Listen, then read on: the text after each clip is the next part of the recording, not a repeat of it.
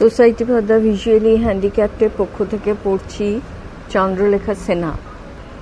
নাটক হয়বদন, গিরিশ কর্নার, অনুবাদ শঙ্খ ঘোষ।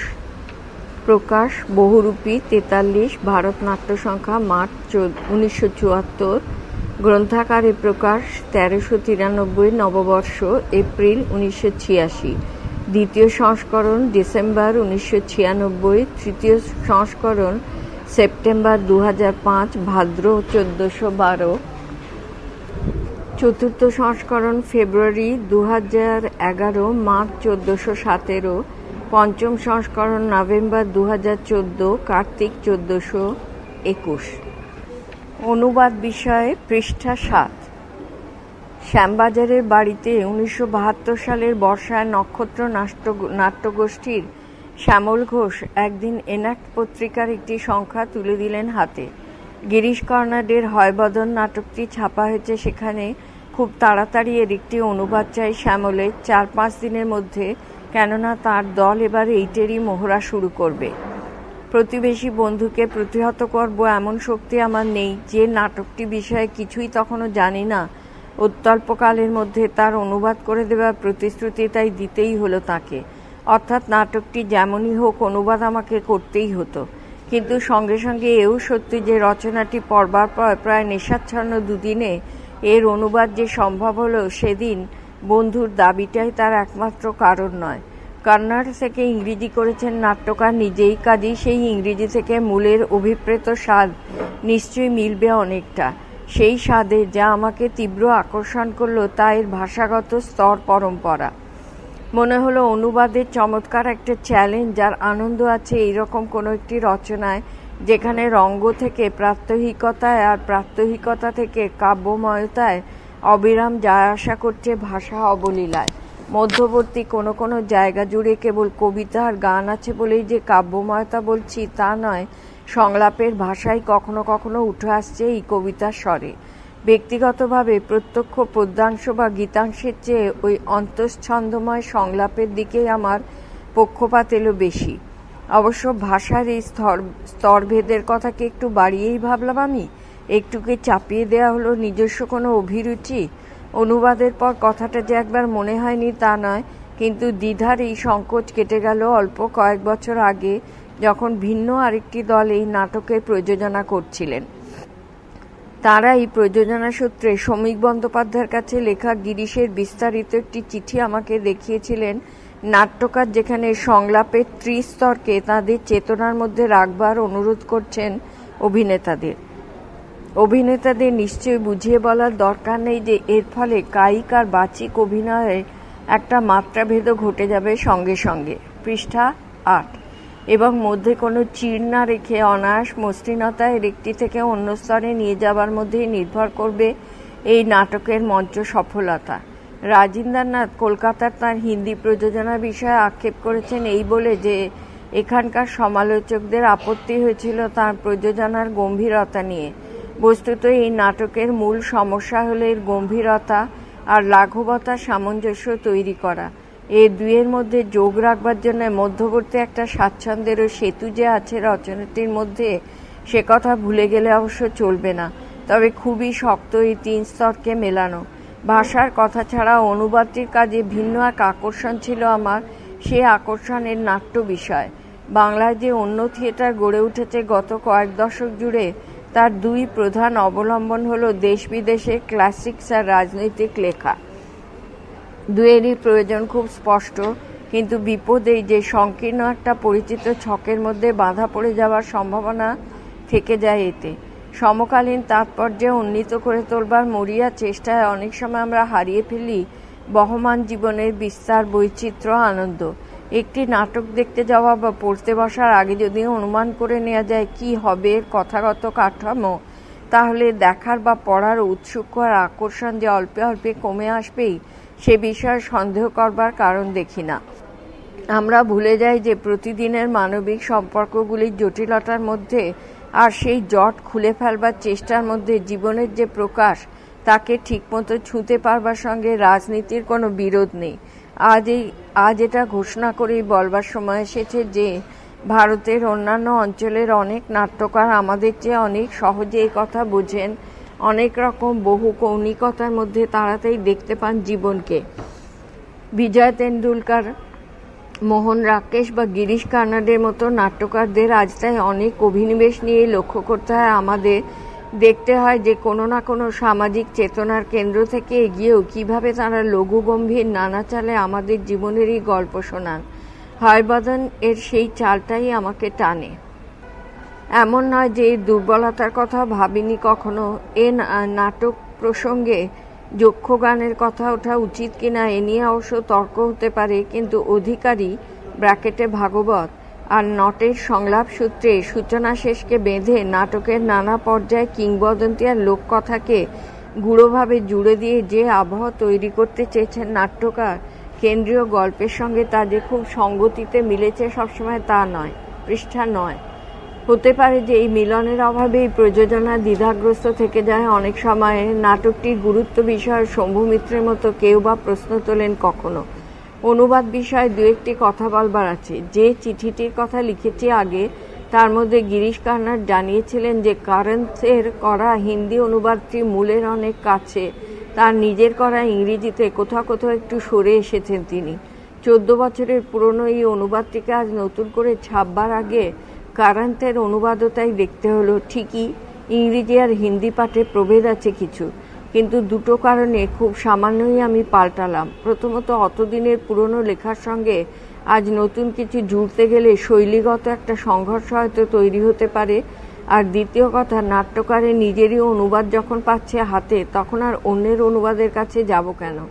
যে অল্প দু একটি ক্ষেত্রে সংশয় ছিল আগেই, তার মীমাংসার জন্য অবশ্য হিন্দি অনুবাদটি কাজে লেগেছে বেশ। আরেকটি তথ্য এই যে অনুবাদে ব্যবহৃত প্রথম গণেশ স্তোত্রটিতে আশ্চর্য রকম শব্দ সামীপ্যে সুযোগ পেয়ে জড়িয়ে নিয়েছি বুড়ো বাংলার একটি অংশ। অনুবাদ করেছিলাম নক্ষত্রর উস্কানিতে। বহুরূপী পত্রিকার এর প্রকাশও হয়েছিল বছর 2 পরে। এতদিন পর বইটি আবার ছাপতে হলো নিতান্তই প্যাপিরাসের আগ্রহে। তা নইলে এখন এ বই বার করবার তেমন কোনো যুক্তি ছিল না। শঙ্খ ঘোষ, 30 চৈত্র 1392। হয়বদন 1, পৃষ্ঠা 13। গণেশের মুখোশ সামনে রেখে পূজার্চনা, অধিকারী আর জুড়িদের স্তোত্র গান। গজমুখ, লম্বোদর, জয়ধ্বজ, প্রভাকার, বিঘ্ননাশ কর বিঘ্নরাজ, বৃদ্ধিপতি, সিদ্ধিপতি, আমাদের দাওমতি, তব নামে সিদ্ধ সব কাজ, সর্পের ভূষণ ধরো, অপূর্ণের পূর্ণ করো, ইঁদুর বাহন গণপতি, সকলের আশা পুরো, আপনি আসরে উড়ো, নিবেদিনু করিয়া প্রণতি। অধিকারী: হে বিঘ্নেশ্বর, হে বিপদ বারণ, সমস্ত সাধনা তুমি সিদ্ধি, আমাদের এই পালাকে তুমি আশীর্বাদ করো প্রভু। আমাদের অক্ষম পঙ্গু ভাষায় কে তোমার মহিমা কীর্তন করবে? নরদেহে তোমার এই গজমুণ্ড, তোমার ভাঙা দাঁত আর ভুঁড়ো পেট যেভাবেই দেখি না কেন, মূর্তিমান অসঙ্গতি তুমি। হে বক্রতুণ্ড মহাকায়, এই উল্টোপাল্টা শরীর নিয়ে তুমি পূর্ণতার দেবতা, এই অন্যের মুণ্ড ঘাড়ে নিয়ে তুমি সিদ্ধিপতি, এই রহস্যের কিনারা করবে কে? তবে কি এই মঙ্গল মূর্তি, এই পবিত্র প্রতিমা কেবল এইটাই বুঝিয়ে দিচ্ছে যে ঈশ্বরের পরিপূর্ণতা বিষয়ে অবোধ মানুষের কোনো ধারণাই নেই? সে যা হোক, এ রহস্য ভেদ করা আমাদের কর্ম নয়, সেই ইচ্ছেও নেই আমাদের। আমরা কেবল সেই গজানন পরম পিতাকে প্রণাম জানিয়ে শুরু করছি আমাদের পালা। এই হচ্ছে ধর্মপুর। এই শহরের রাজা ধর্মশীলের যশ আর রাজ্য এরই মধ্যে 10 দিগন্তে পৌঁছে গেছে। এই শহরেরই 2 যুবা পুরুষ আমাদের নায়ক। একজনের নাম দেবদত্ত, সৌম্য চেহারা, ধপধপে রং, বুদ্ধির তুলনা নেই কোনো। পূজ্যপাদ ব্রাহ্মণ বিদ্যাসাগরের একমাত্র পুত্র ইনি। ন্যায়শাস্ত্র আর কামশাস্ত্রের তর্কে ইনি বাঘা বাঘা পণ্ডিতদের ধরাশায়ী করেন, তা বড় কবিদের চোখ ধাঁধিয়ে দেন। কাব্যে অলঙ্কারে ধর্মপুরে সকলেরই ইনি চোখের মণি। আরেকজন আছেন কপিল, লোহিত কামারের একমাত্র ছেলে। রথচক্রে যেমন অক্ষ, রাজার অস্ত্রচালনায় তেমনি ইনি। দেখতে সাদাসিধে, রং কালো, কিন্তু যেখানে লাফ ঝাঁপের দরকার, যেসব কাজে হিম্মত চাই, সেখানে তার জুড়ি নেই কোনো। পৃষ্ঠা 14। নেপথ্যে ভয়ার্ত চিৎকার। অধিকারী বিরক্তভাবে তাকান। তারপর এই দুজনের বন্ধুত্ব দেখে জগৎ সংসার মুগ্ধ। যে কেউ দেখতে পাবেন ধর্মপুরের পথে পথে হাত ধরাধরি করে ঘুরছেন দুজনে। সকলেরই মনে হবে যেন লব আর কুশ, যেন রাম আর লক্ষণ, কৃষ্ণ আর বলরাম। গান। ওরা দুজন প্রাণীর দোসর, একই হৃদয় মন। আবার চিৎকার আর এড়ানো যাচ্ছে না। কে বাবা ওটা? শুরুতেই একটা গোলমাল পাকিয়ে তুললে। আরে এ যে আমাদের নট বাবাজি, আমাদের সাকরে দৌড়চ্ছে। ব্যাপারটা কি? দৌড়ে এলো নট, ভয় কাঁপছে। মঞ্চ জুড়ে দৌড়লো একবার, তারপর অধিকারীকে দেখে জড়িয়ে ধরে। নট, এই যে অধিকারী মশাই। অধিকারী নিজেকে ছাড়াবার চেষ্টা করতে করতে, ছি ছি, এসব কি? নট, হা ভগবান। অধিকারী, ছাড়ো ছাড়ো বলছি। ছাড়িয়ে নিয়ে, ব্যাপারটা কি? নট, আমি আবার জড়িয়ে ধরে। অধিকারী, ছাড়ো আমায়। পিছিয়ে যান নট। কি বেলেলাপনা হচ্ছে? এসব হইহাল্লার মানে কি? তাছাড়া এই মহাশয় ব্যক্তিরা রয়েছেন এদের সামনে। নট, অন্যায় হয়েছে, নিশ্চয়ই আমার অন্যায় হয়েছে। কি কিন্তু? একটু শান্ত গলায়, ঠান্ডা হও বাপু, শান্ত হও। ভয় পাবার তো নেই কিছু। এই তো আমি আছি, জুড়ির দল আছে, তাছাড়া দরাজ দিলেই ভদ্র 5 জন রয়েছেন। পালা দেখতে এসে মাঝে মাঝে এরা ঘুমিয়ে পড়েন বটে, কিন্তু কেউ গোলমালে পড়লে সবাই ঠিক খাড়া হয়ে ওঠেন। ঠিক আছে ঠিক আছে, তা ব্যাপারখানা কি? ওহ, বুকটা ফেটে যাবে মনে হচ্ছে। বসো বসো, বসে নাও। বেশ, বলো দেখি এবার তাড়াতাড়ি, একটু আস্তে আস্তে বলো। নট, বলবো? বলি। অধিকারী, বলো, বলে ফেলো। নট, এখানে আসবার জন্য রওনা হয়েছি, দেরি হয়ে গেছে তো অনেকটা। আপনি যদি রেগে যান, তাই তাড়াহুড়ো করছিলাম একটু। ও হো, মুখ ঢাকলো। অধিকারী, বলে যাও বলে যাও, তাড়াহুড়ো করছিলে তারপর? পৃষ্ঠা 15। নট, কেমন যেন কাঁপুনি লাগছে পথের মধ্যে, মানে সকালে বেশ একটু জল খাওয়া হয়ে গিয়েছিল, পেট ফুলে উঠছিল, তাই একটু হালকা হওয়ার জন্যে। অধিকারী, এই সামলে সুমলে বলো, মনে রেখো তুমি আসরে দাঁড়িয়ে কথা কইছো। নট, না করিনি তো কিছু, করতে চেয়েছিলাম কেবল। পথের ধারে বসেছি একটু, বসে কাপড়টা তুলতে যাব এমন সময়। অধিকারী, এমন সময়? নট, ভারী মোটা গলায় কে যেন হেঁকে উঠল, ওহে, এই যে জানো না বড় রাস্তার ওপর এসব করতে নেই। অধিকারী, সত্যি তো, এটুকু তোমার জানা উচিত। নট, একটুখানি উঠে চারদিকে তাকিয়ে দেখলাম কাকপক্ষী নেই, কেউ না। আবার বসতে যাচ্ছি, আবার সেই আওয়াজ। অধিকারী, কি বললো এবার? নট, ওহে কাণ্ডজ্ঞানহীন, বড় রাস্তার উপরে এসব কি অসভ্যতা হচ্ছে? ফের তাকালাম, তাকিয়ে দেখে আমার ঠিক সামনে বেড়ার ওপাশে। অধিকারী, কে? নট, একটা ঘোড়া। অধিকারী, কি? নট, ঘোড়া কথা কইছে। অধিকারী, সকালে উঠে গিলেছ বাবা? নট, মাইরি না, দিব্যি করে বলছি, বিশ্বাস করুন 7 দিনের মধ্যে আমি শুঁড়িখানার ছায়া মারাইনি, আজ এমনকি 1 বাটি দুধও খাইনি। অধিকারী, তবে তো দেখছি জলেই আজকাল নেশা হচ্ছে, কি বলো? নট, মরিয়া হয়ে, বিশ্বাস করুন স্পষ্ট দেখতে পেলাম ঘোড়া কথা বলছে। অধিকারী, আর তো এর বকবকানি শোনা যায় না, ঘোড়া কথা বলছে, এই তো বেশ, এবার যাও সাজগোজ করে নাও। নট, সাজগোজ? অধিকারী মশাই পায়ে পড়ি, আজ হবে না। অধিকারী, দেখো আপু। নট, এই দেখুন। হাত তুলে দেখালো, কাঁপছে, দেখছেন? এ হাতে তলোয়ার তুলব কেমন করে, যুদ্ধ তো দূরস্থান। পৃষ্ঠা 16। অধিকারী, ভেবে, তবে তো দেখছি আর একটাই মাত্র পথ খোলা রইল, ফিরে যাও। নট, ফিরে যাব? অধিকারী, সেই বেড়ার ধারে ফিরে যাও, ভালো করে দেখে এসো একবার, বুঝে এসো যে যেই কথা বলুক সে কোনো ঘোড়া হতে পারে না। নট, না। অধিকারী, নটবর। নট, পারবো না আমি। অধিকারী, মনে রেখে এটা হুকুম, যাও। নট, না গেলেই নয়। অধিকারী দর্শকের দিকে ফিরে গান ধরেন আবার, ওরা দুজন প্রাণীর দোসর, একই হৃদয় মন। কি হলো, যাওনি এখনো? ভয় নটের বিদায়, বেচারা। কি না কি দেখেছে, কাকে কি ভেবেছে। হায় ভ্রম, তুচ্ছ ভ্রম, সত্য চাই জীবনে। গান। ওরা দুজন প্রাণের দোসর, একই হৃদয় মন। নেপথ্যে আর্তনাদ, দৌড়ে আসে নট ফের। নট, আসছে ওটা। অধিকারী, কি আসছে? নট, ওই যে ও আসছে, দৌড়ে বেরিয়ে যায়। অধিকারী, ও আসছে, ওটা আসছে, কি আসছে? তা যেই আসুক, যাই আসুক, এতে দেখছি ভয় পেয়েছে খুব। এর মতো একটা চালু লোকও যদি এমন ভয় পেয়ে যায়, তবে তো শান্তশিষ্ট এই ভদ্রজনেরাও চমকে উঠতে পারে। না, দেখে শুনে যাকে তাকে এভাবে আসরের মধ্যে ঢুকতে দেওয়া ঠিক না। ওহে, পর্দাটা তুলে ধরো দেখি। দুজনে এসে 6 ফুট উঁচু একটি পর্দা তুলে ধরে, তার পেছনে ঘোড়া মুখ। কে ওখানে? উত্তর নেই, কেবল কান্নার শব্দ। কেউ যেন কাঁদছে। তাজ্জব কাণ্ড! যাকে দেখে নটবরের এত ভয়, সে নিজেই এখন কাঁদছে। একটু নামাও তো হে। 1 ফুট মতো নামলো পর্দা। ঘোড়ামুখোর মাথা দেখা গেল, মাথায় ঢাকনা। লোক দুটি অধিকারীর নির্দেশে ঢাকনা তুলে দিল। ঘোড়ামুখো প্রথমে টের পায়নি যে মাথাটা দেখা যাচ্ছে। টের পেরেই টুক করে নামিয়ে নিল মাথা। পৃষ্ঠা 17। ঘোড়া পর্দা আর একটু নামাল হলো, মাথাটিও লুকোলো। পর্দা আর একটু, মাথা আরও একটু, এমনি করে একেবারে মেঝে নামিয়ে দেয়া হলো পর্দা। অসম্ভব, অবিশ্বাস্য। লোক দুটিকে চলে যেতে বলে মূর্তিটির কাছে গেলেন। কে তুমি? মুখ তুলে চোখের জল মুছল ঘোড়ামুখো। অধিকারীর নির্দেশে মঞ্চের মাঝখানে এলো। এসে দেখি এদিকে। বটে, বিদঘুটে এই মুখোশ পরে লোককে ভয় দেখিয়ে বেড়াও? এত সাহস যে আমাদের এই আসর পণ্ড করতে এসেছ? কাণ্ডজ্ঞান নেই একটু? খুব হয়েছে, এবার খুলে ফেলো ওটা। খোলো বলছি। ঘোড়ামুখো অনড়। খুলবে না? আচ্ছা। দুহাতে মাথাটা টানাটানি করতে থাকেন। ঘোড়ামুখো বাধা দেয় না। বেশ এঁটে বসেছে হে। নটবর, বাবা নট। নট এসে এই দৃশ্য দেখে দাঁড়িয়ে দেখছো কি? টের পাচ্ছ না?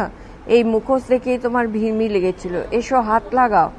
নট এসে কোমর জড়িয়ে ধরে আর মুন্ডু ধরে টানতে থাকেন অধিকারী।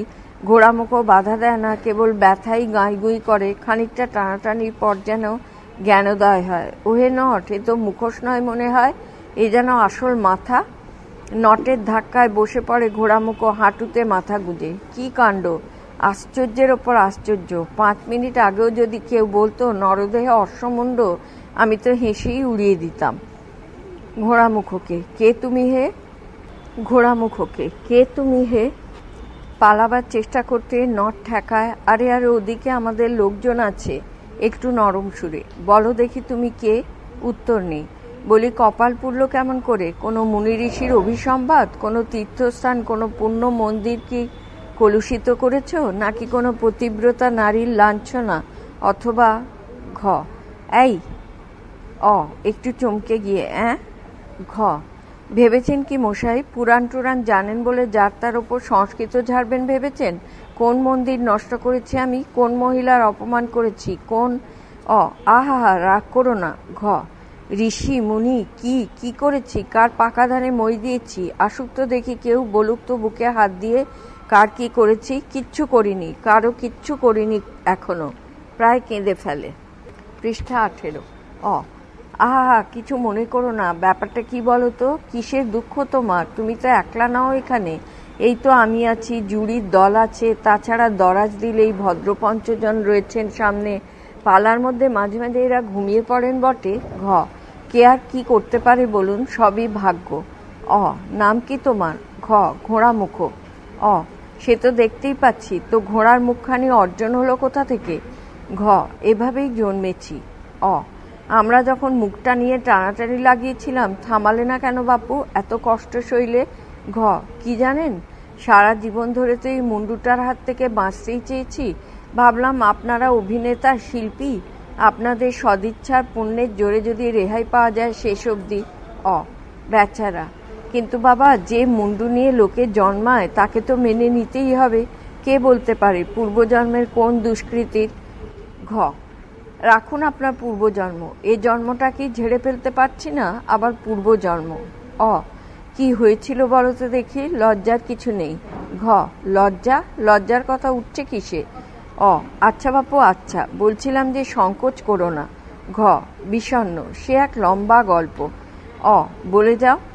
ঘ আমার মা ছিলেন কর্ণাটকের রাজকন্যা। মা ছিলেন খুব সুন্দরী। বিয়ের যোগ্যী হলে দাদামশাই ঠিক করলেন যে মা স্বয়ংবরা হবেন। পৃথিবী শুদ্ধ রাজারাজেরার নেমন্তন্ন হলো। দেশ বিদেশ থেকে এলেন সবাই। চীন দেশ থেকে, পারস্য থেকে, আফ্রিকা থেকে। কাউকেই আর পছন্দ হয় না মার। শেষমেশ এলেন এক আরব দেশের রাজপুত্র, বিশাল এক সাদা ঘোড়ায় চেপে। আর সেই দিকে এক নজর তাকিয়েই মা তো অজ্ঞান। নট ঘ দাদামশাই বুঝলেন এই হচ্ছে তবে পাত্র। বিয়ের তো সব ব্যবস্থা হয়ে গেল। মা জেগে উঠলেন। উঠে কি বললেন মা? কি বললেন? ঘ বললেন ওই ঘোড়াটাকেই আমি বিয়ে করব। নট কি? ঘ, এই কারো কথা শুনবেন না তিনি, কেউ কিছু বোঝাতে পারছে না, শেষ অবধি সেই সাদা ঘোড়ার সঙ্গেই দিতে হলো বিয়ে। বিয়ের পর 15 বছর কাটলো। একদিন সকালে উঠে, আরে ঘোড়া কই? তার বদলে দাঁড়িয়ে আছে দিব্যি এক দেবদূত, এক গন্ধর্ব। কিছু ফষ্টি নষ্টি করার ফলে কুবেরের সাপে ঘোড়া হয়ে জন্মেছিলেন ইনি।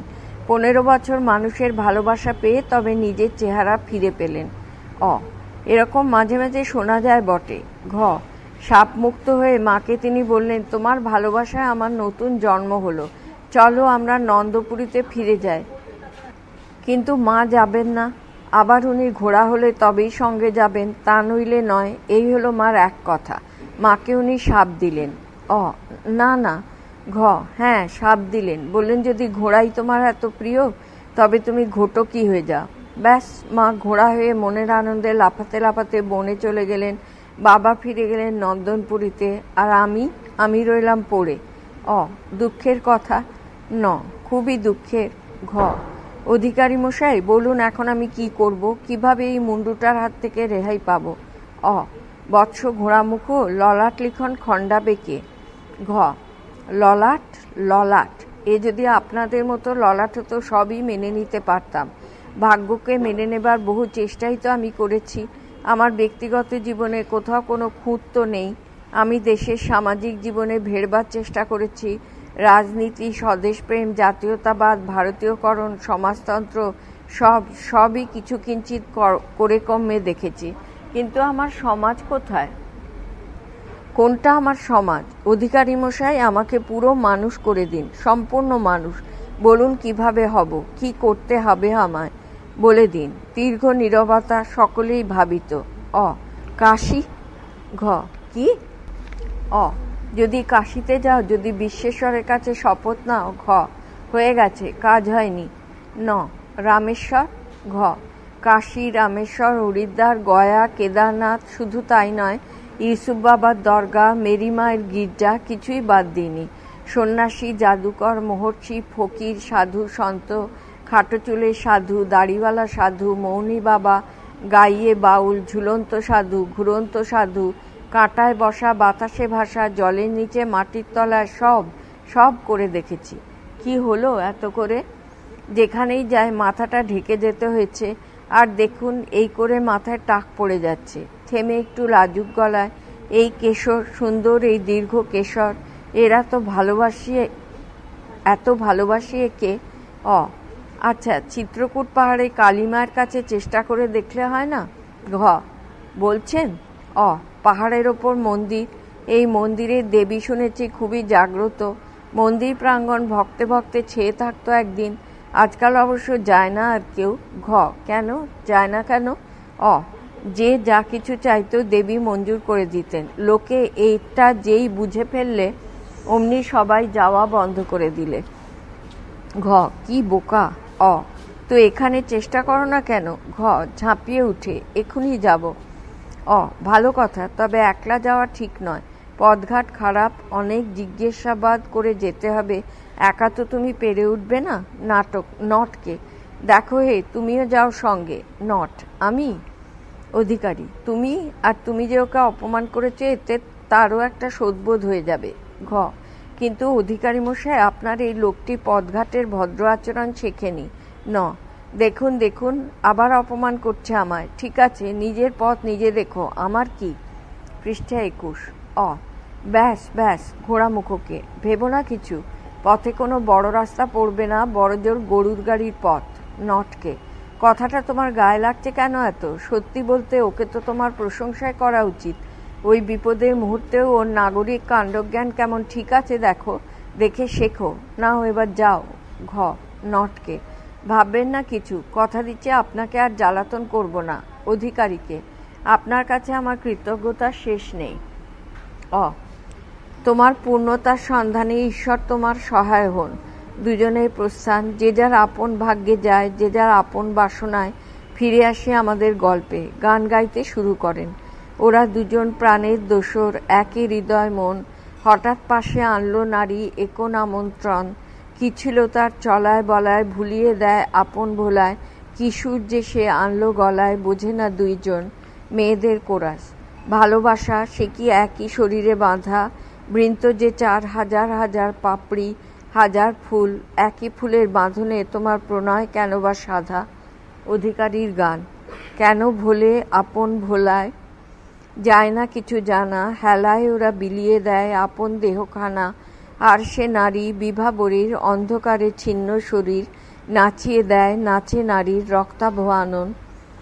মেকো। প্রতি বাহু চায় আরেক বাহুর টান, প্রতিটি নয়ন ভিন্ন নয়ন তারা, প্রতি বুক চায় ভিন্ন প্রেমিক ভিন্ন তৃষায়, আমি যে শোচন সরম হারা, মাটি ধুয়ে দিই শনিতে, আকাশে পুষ্পিত করি গান। দেবদত্ত এসে বসে ভাবিত, কপিল ঢুকল। পৃষ্ঠা 22। কপিল। ঢুকতে ঢুকতে, কাল বিকেলে আখড়ায় গেলে না কেন দেবদত্ত? এত করে বললাম, যা জমেছিল। দেবদত্ত অন্যমনস্ক, অন্য একটা কাজে। কপিল। সত্যি যদি আসতে, গান্ধারে সে পালোয়ান জানো তো, ভারতবর্ষের 1 নম্বর একজন, সে এসেছিল। নন্দ আর আমি লড়ছি, সেই সময় এসে হাজির, বসে দেখছিল। নন্দকে যেই একটা কুমির প্যাঁচে পেড়ে ফেলেছি, প্রায় লোকটা হৈ হৈ করে উঠে বলল। হঠাৎ বুঝতে পারে যে দেবদত্ত শুনছে না, থেমে যায়। দত্ত। হঠাৎ? তারপর? কপিল। কি তারপর? দত্ত অপ্রস্তুত ভাবে। মানে নন্দ কি করলো? ক। বাঁশি বাজালো। দ। না, মানে বলছিলাম গান্ধারের পালোয়ানের কথা কি একটা বলছিলে না? ক। সে তো কয়েক মিনিট আমার সঙ্গে লড়লো, পরে পিঠ চাপড়ে বলল তোমার হবে। দ। সত্যি? বাহ। ক। সত্যি, কিন্তু এবার কে? দ। কি বলছো? ক। বলছি যে এবার কোনজন? দ। কি কোনজন? ক। বলছি মেয়েটা কে? দ। কেউ না, একটু পরে। কি করে বুঝলে? ক। বন্ধুবর, এই 2 বছর তোমাকে 15 বার প্রেমে পড়তে দেখলাম, আর আমি বুঝতে পারবো না? দ। কপিল, এ নিয়ে যদি তুমি ঠাট্টা করতে চাও। ক। ঠাট্টার কথা নয়, অন্যান্যবার তো গোড়াতেই বলো আমাকে, এবার এমন চেপে যাচ্ছ কেন? পৃষ্ঠা 23। দ। অন্যান্য? এক নিঃশ্বাসে তুমি তার সঙ্গে অন্যদের কথা তুলছ। এর সঙ্গে অন্যান্য? এর কাছে অন্যেরা যেন। ক। চাঁদের কাছে তারা, মশালের কাছে জোনাকি। চাঁদের কাছে তারা, মশালের কাছে জোনাকি। ঠিক ঠিক, 15 বারই তো এরকম শুনেছি। দ। তুমি আমার বন্ধু, কিন্তু একটুও বুঝলে না আমায়। ক। তুমি কি বুঝলে? তাহলে আর এভাবে রেগে যেতে না। জানো না যে তোমার জন্য আমি সব করতে পারি? ঝাঁপিয়ে পড়তে পারি কুয়োয়, হেঁটে যেতে পারি আগুনে। দ। হয়েছে হয়েছে, 100 বার সেই এক কথা। ক। দরকার হলে আরও 100 বার বলবো। আমি কি ছিলাম আর তোমার সঙ্গে মিশে কি হয়েছি? আমি কি জানতাম কাকে বলে কবিতা, কাকে বলে? দ। রেগে গিয়ে। বাড়ি যাচ্ছ না কেন? ভেবেছিলাম একটু একলা কাটাবো। কবিতা তুমি কি বোঝো? যাও, কামারশালায় ফিরে যাও, ওইটাই তোমার ঠিক জায়গা। ক। আহত। সত্যি যেতে বলছো? দ। বলছি। ক। ঠিক আছে, রওনা হলো। দ। এই বসো। ফিরে এসে বসে পড়ে কপিল, কিন্তু কথা বলো না। দেবদত্তের চেয়ার থেকে নেমে আসে, কিন্তু কপিল ঝাঁপিয়ে উঠে তাকে চেয়ারে বসতে ইঙ্গিত করে, তারপর টানাটানি করে বসিয়ে দেয়। আপদ বিশেষ। অনেকক্ষণ পরে। কি করে তার বর্ণনা করব কপিল? তার চুলে যেন ভ্রমর, তার মুখ দুজনে যেন শ্বেতপদ্ম, তার সৌন্দর্য যেন কোনো স্বপ্ন সরোবর, বাহু দুটি পদ্মের মৃণাল, বুকে 2 সোনার বাটি, আর কোটিদেশ। দ। না না। ক। কি হলো? দ। অন্ধ। এতদিন অন্ধ ছিলাম আমি। কবিতা বুঝি বলে নিজেকে ভুলিয়েছি। বুঝি না, কিছুই বুঝিনি আমি এতদিন। তন্নি, শ্যামা দুজনে। শিখরী দর্শনা পক্ষ বিম্বা ধরষ্টি, মধ্যে শ্যামা চকিত হরিণী, প্রেক্ষণা নিম্ন নাভিক। দ। সেই শ্যামা নায়িকা কালিদাসের জাদুস্পর্শ থেকে নেমে এলো যেন, ঠিক যেভাবে ভেবেছিলেন বাদশায়ন। কপিল, একবার দেখা দিয়েই প্রেমের কাব্যে সে আমার গুরু হয়ে গেছে। পৃষ্ঠা 24। তোমার কি মনে হয় কোনোদিন সে আমার প্রেমের শিষ্যা হতে রাজি হবে? ক। আড়ালে। এটা নতুন বটে। দ। জল করছে চোখ। সে যদি একবার আমার মানসলক্ষ্য হয়ে আসে, কালিদাসকে আমি ছাড়িয়ে যাব। সবসময় তাই চেয়েছি আমি, কিন্তু এতদিন ভেবেছি অসম্ভব। আজ মনে হয় একেবারেই অসম্ভব নয়। ক। তাহলে নেমে পড়ো, লিখে ফেলো। দ। কি করে লিখব যদি সে আমার সামনে না আসে? আমার সমস্ত সত্তা যখন তারই ধ্যান করছে, তারই জন্য আকুল, তখন লেখায় আমি মন বসাই কেমন করে? ক। নামটা কি? দ। নাম নাম নেই। ক বাপ মা তো কিছু একটা ডাকে। দ কি এসে যায়, সে তো আর আমার মতো লোকের জন্যে নয়। ক বলো কি, তোমার এত গুণ, দেখতে শুনতে এমন, কত বড় বংশ তোমাদের। দ ব্যাস ব্যাস, আর মন ভুলিও না।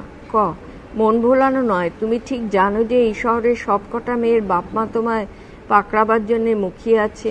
দ থামো থামো, আমি জানি যে এই নারী আমার সুদূর স্বপ্নের ওপারে, তবু কেন মন তার জন্যে আকুল। আমি শপথ করছি কপিল, ওকে যদি একবার আমার প্রিয়া হিসেবে কাছে পাই তো আমার এই দুটো হাতই দিয়ে আসবো মা কালীর পায়, আমার মাথা দিয়ে দেব রুদ্রদেবকে। ক আড়ালে, বেশ গোলমেলে অবস্থা মনে হচ্ছে। এই 16 নম্বর মেয়েটা তো বেশ জাপটে ধরেছে দেখছি, নইলে এরকম রক্তারক্তি করবার লোক তো নয়। দ তাকেই যদি না পেলাম তো এই মাথায় এই হাত দিয়ে কি আর করব আমি। অভিজ্ঞান শকুন্তলমের চেয়ে ভালো কাব্য হয়তো আর লেখাই হতো না। ওকে কি করে জানাই এসব? আমার তো কোনো মেঘদূত নেই, পথ দেখাবার মতো কোনো ভ্রমর নেই। আমার একমাত্র ভবিষ্যৎ দেখছি পবনবিথিতে হত্যে দিয়ে পড়ে থাকা। পৃষ্ঠা 25। ক পবনবিথি কেন, সেখানে কেন? দ ওই পথে যে সে থাকে। ক জানলে কি করে? দ কাল সন্ধ্যায় বাজারের পথে তাকে দেখেছিলুম, এক মুহূর্ত চোখ সরাতে পারিনি, পিছনে পিছনে তার বাড়ি পর্যন্ত গিয়েছিল। ক ছি ছি, লোকে কি ভেবেছে বলো তো? দ পবনবিথির একটা বাড়িতেও ঢুকে গেল, সারা সন্ধে বাইরে দাঁড়িয়ে রইলুম, কিন্তু আরও এলো না। ক কেমন বাড়ি? দ মনে পড়ে না। ক কি রঙের? দ জানি না। ক কতলা? দ দেখিনি। ক তাহলে সারা সন্ধে বাড়ির সামনে দাঁড়িয়ে দেখলেটা কি? দ দরজার কপাটে দুমুখো পাখির একটা ছবি ছিল, এই শুধু দেখেছি। কড়া নাড়বার জন্য যখন হাতখানিও তুলেছে, হাতের ছোঁয়া লেগে মুহূর্তের জন্য যেন সজীব হয়ে উঠল পাখিটি। ক লাফিয়ে উঠে, ব্যাস ব্যাস, মিটে গেল। দ কি বলছো? ক দেবদত্ত, তোমার মেঘদূত, তোমার ভ্রমর, তোমার পারাবত যে এই চোখের সামনেই বসে আছে তা টের পাও না? একটু দাঁড়াও, এক্ষুনি ওর নাম ধাম সব হাজির করছে এনে। দ কপিল, এ আমি কখনো ভুলব না কপিল। ক চুপ করে বসো, এইটুকু কাজের জন্য কি আর রুদ্র বা কালীর দরকার হয়? আমি একাই 100। বেরিয়ে যায়। দ কপিল কপিল চলে গেছে। কি ভাগ্য আমার যে এরকম বন্ধু পেয়েছে একজন, একেবারে খাঁটি সোনা। একটু থেমে, কিন্তু ওর ওপর নির্ভর করে ভালো করলাম তো? কামারশালে বা ক্ষেত খামারে ও ভেলকি দেখাতে পারে সত্যি, কিন্তু এখানে না, বড়ই মোটা বুদ্ধি, বড় রুক্ষ। ভুল লোককে পাঠানো হলো। আহ, সব জিনিসটাই কাঁচিয়ে দেবে। হে রুদ্র, যে কথা সেই কাজ। তাকে যদি পাইতো আমার এই শির তোমার উপহার দেব প্রভু। মা কালী, আমার বাহু দুটি ছিন্ন করে দেব তোমায়, এই আমার প্রতিজ্ঞা। বেরিয়ে যায়। অধিকারী চেয়ারটা সরিয়ে নেন। কপিল এলো। 26। কপিল, এই হলো পবনবিথি, বেনেদের পাড়া। বেশ বেশ বেশ, কি বিরাট সব বাড়ি, সব কটাই যেন প্রাসাদ। এসব বাড়ির মধ্যে লোকে যে হারিয়ে যায় না, এটাই আশ্চর্য। দরজাগুলি দেখতে দেখতে দেখি, না, এটা তো দুমুখো পাখি নয়, এটা বোধহয় ঈগল, এটা পদ্ম, এটা হলো সিংহ, বাঘ, চাকা, এটা ভগবান জানে। পরেরটা বিরক্ত, ঘোড়া, গন্ডার, আরেকটা সিংহ, আবার পদ্ম। ধূর্ত, কোথায় গেল দুমুখো পাখি? আচ্ছা, যেটা বোঝা গেল না ওটা কি? ফিরে গিয়ে, আরে হয়েছিল আর কি, এই তো দুমুখো পাখি, এত ছোট যে তাকিয়ে তাকিয়ে চোখ হয়ে যায়, তবু চোখে পড়ে না। এখন কথা হচ্ছে বাড়িটা কার? কাকে বা জিজ্ঞেস করি? দেখা তো যাচ্ছে না কাউকে, যা রোদ্দুর, কে বা বেরুবে? ঘরের লোককেই বরং জিজ্ঞেস করা যাক। কড়া নাড়ে, সুর ভাঁজতে ভাঁজতে বেরিয়ে আসে পদ্মিনী। দেবদত্ত, তোমার পছন্দ আছে সত্যি। এ কাকে দেখছি? যক্ষিণী, শকুন্তলা, উর্বশী, মধুমতি সব একসঙ্গে গুলে যেন তৈরি এই মেয়ে। প আপনি কি ডাকছিলেন? ক মানে হ্যাঁ। প হাঁ করে দেখছেন কি? কি চান? ক আমি জানতে চাচ্ছিলাম বাড়িটা কার। প কার বাড়ি আপনার দরকার? ক এইটাই দরকার। প আচ্ছা, তো কাকে চান? ক বাড়ির মালিক। প নাম জানেন তার? ক না। প আলাপ আছে? ক না। প দেখেছেন কখনো? ক না। প তাকে চেনেন না, জানেন না, দেখেননি, তবু তার সঙ্গে দরকার আপনার? ক স্বাগত, কথাটা ঠিক, তাকে দিয়ে আমার কি দরকার, নামটা জানলেই চলে। পৃষ্ঠা 27। প আপনি ঠিক জানেন যে এই বাড়িটাই চান না কি? ক না না, এইটাই, এই বাড়িটাই। প নিজের মাথার দিকে আঙুল দেখিয়ে, এখানটায় ঠিক আছে তো? ক তা তো ঠিকই মনে হয়। প চোখের অবস্থা কি? ক ভালো। প আঙুল দেখিয়ে, বলুন তো কটা? ক 4টে। প চোখ তো তাহলে ঠিক আছে, আর মাথার ব্যাপারে আপাতত আপনার কথাই বিশ্বাস করতে হবে। ভালো। তো এই বাড়িটায় যদি চান তো দরজায় ঢু দিয়ে বেড়াচ্ছিলেন কেন, আর বিড়বিড় করে বকছিলেন কি? ক জানলেন কি করে? প আমার তো মাথা ঠিক আছে, আর চোখেরও তো মাথা খায়নি। ক ওপরে তাকিয়ে, ও আপনি ওই ছাদ থেকে দেখছিলেন? প ফিসফিসিয়ে, একটু সাবধান, বড় চুরি জোচ্চুরি হচ্ছে আজকাল, লোকে তাই যাকে তাকে সন্দেহ করছে। কাল সন্ধ্যাবেলায় তো একজন ঠায় 2 ঘন্টা দাঁড়িয়েছিল ওখানে, আজ আবার আপনি। ভাগ্যি ভালো যে আমার চোখে পড়েছেন, অন্য কেউ দেখলে এতক্ষণে হাজতে থাকতেন, বুঝলেন? উঁচু গলায়, এখন বলুন দেখি কি চান এখানে? ক না, সে আপনাকে বলা যাবে না। প বটে, কাকে বলা যাবে তাহলে? ক আপনার বাবাকে। প তা আপনি কি আমার বাবাকে চান না বাড়ির মালিককে চান? ক দুজন কি আলাদা?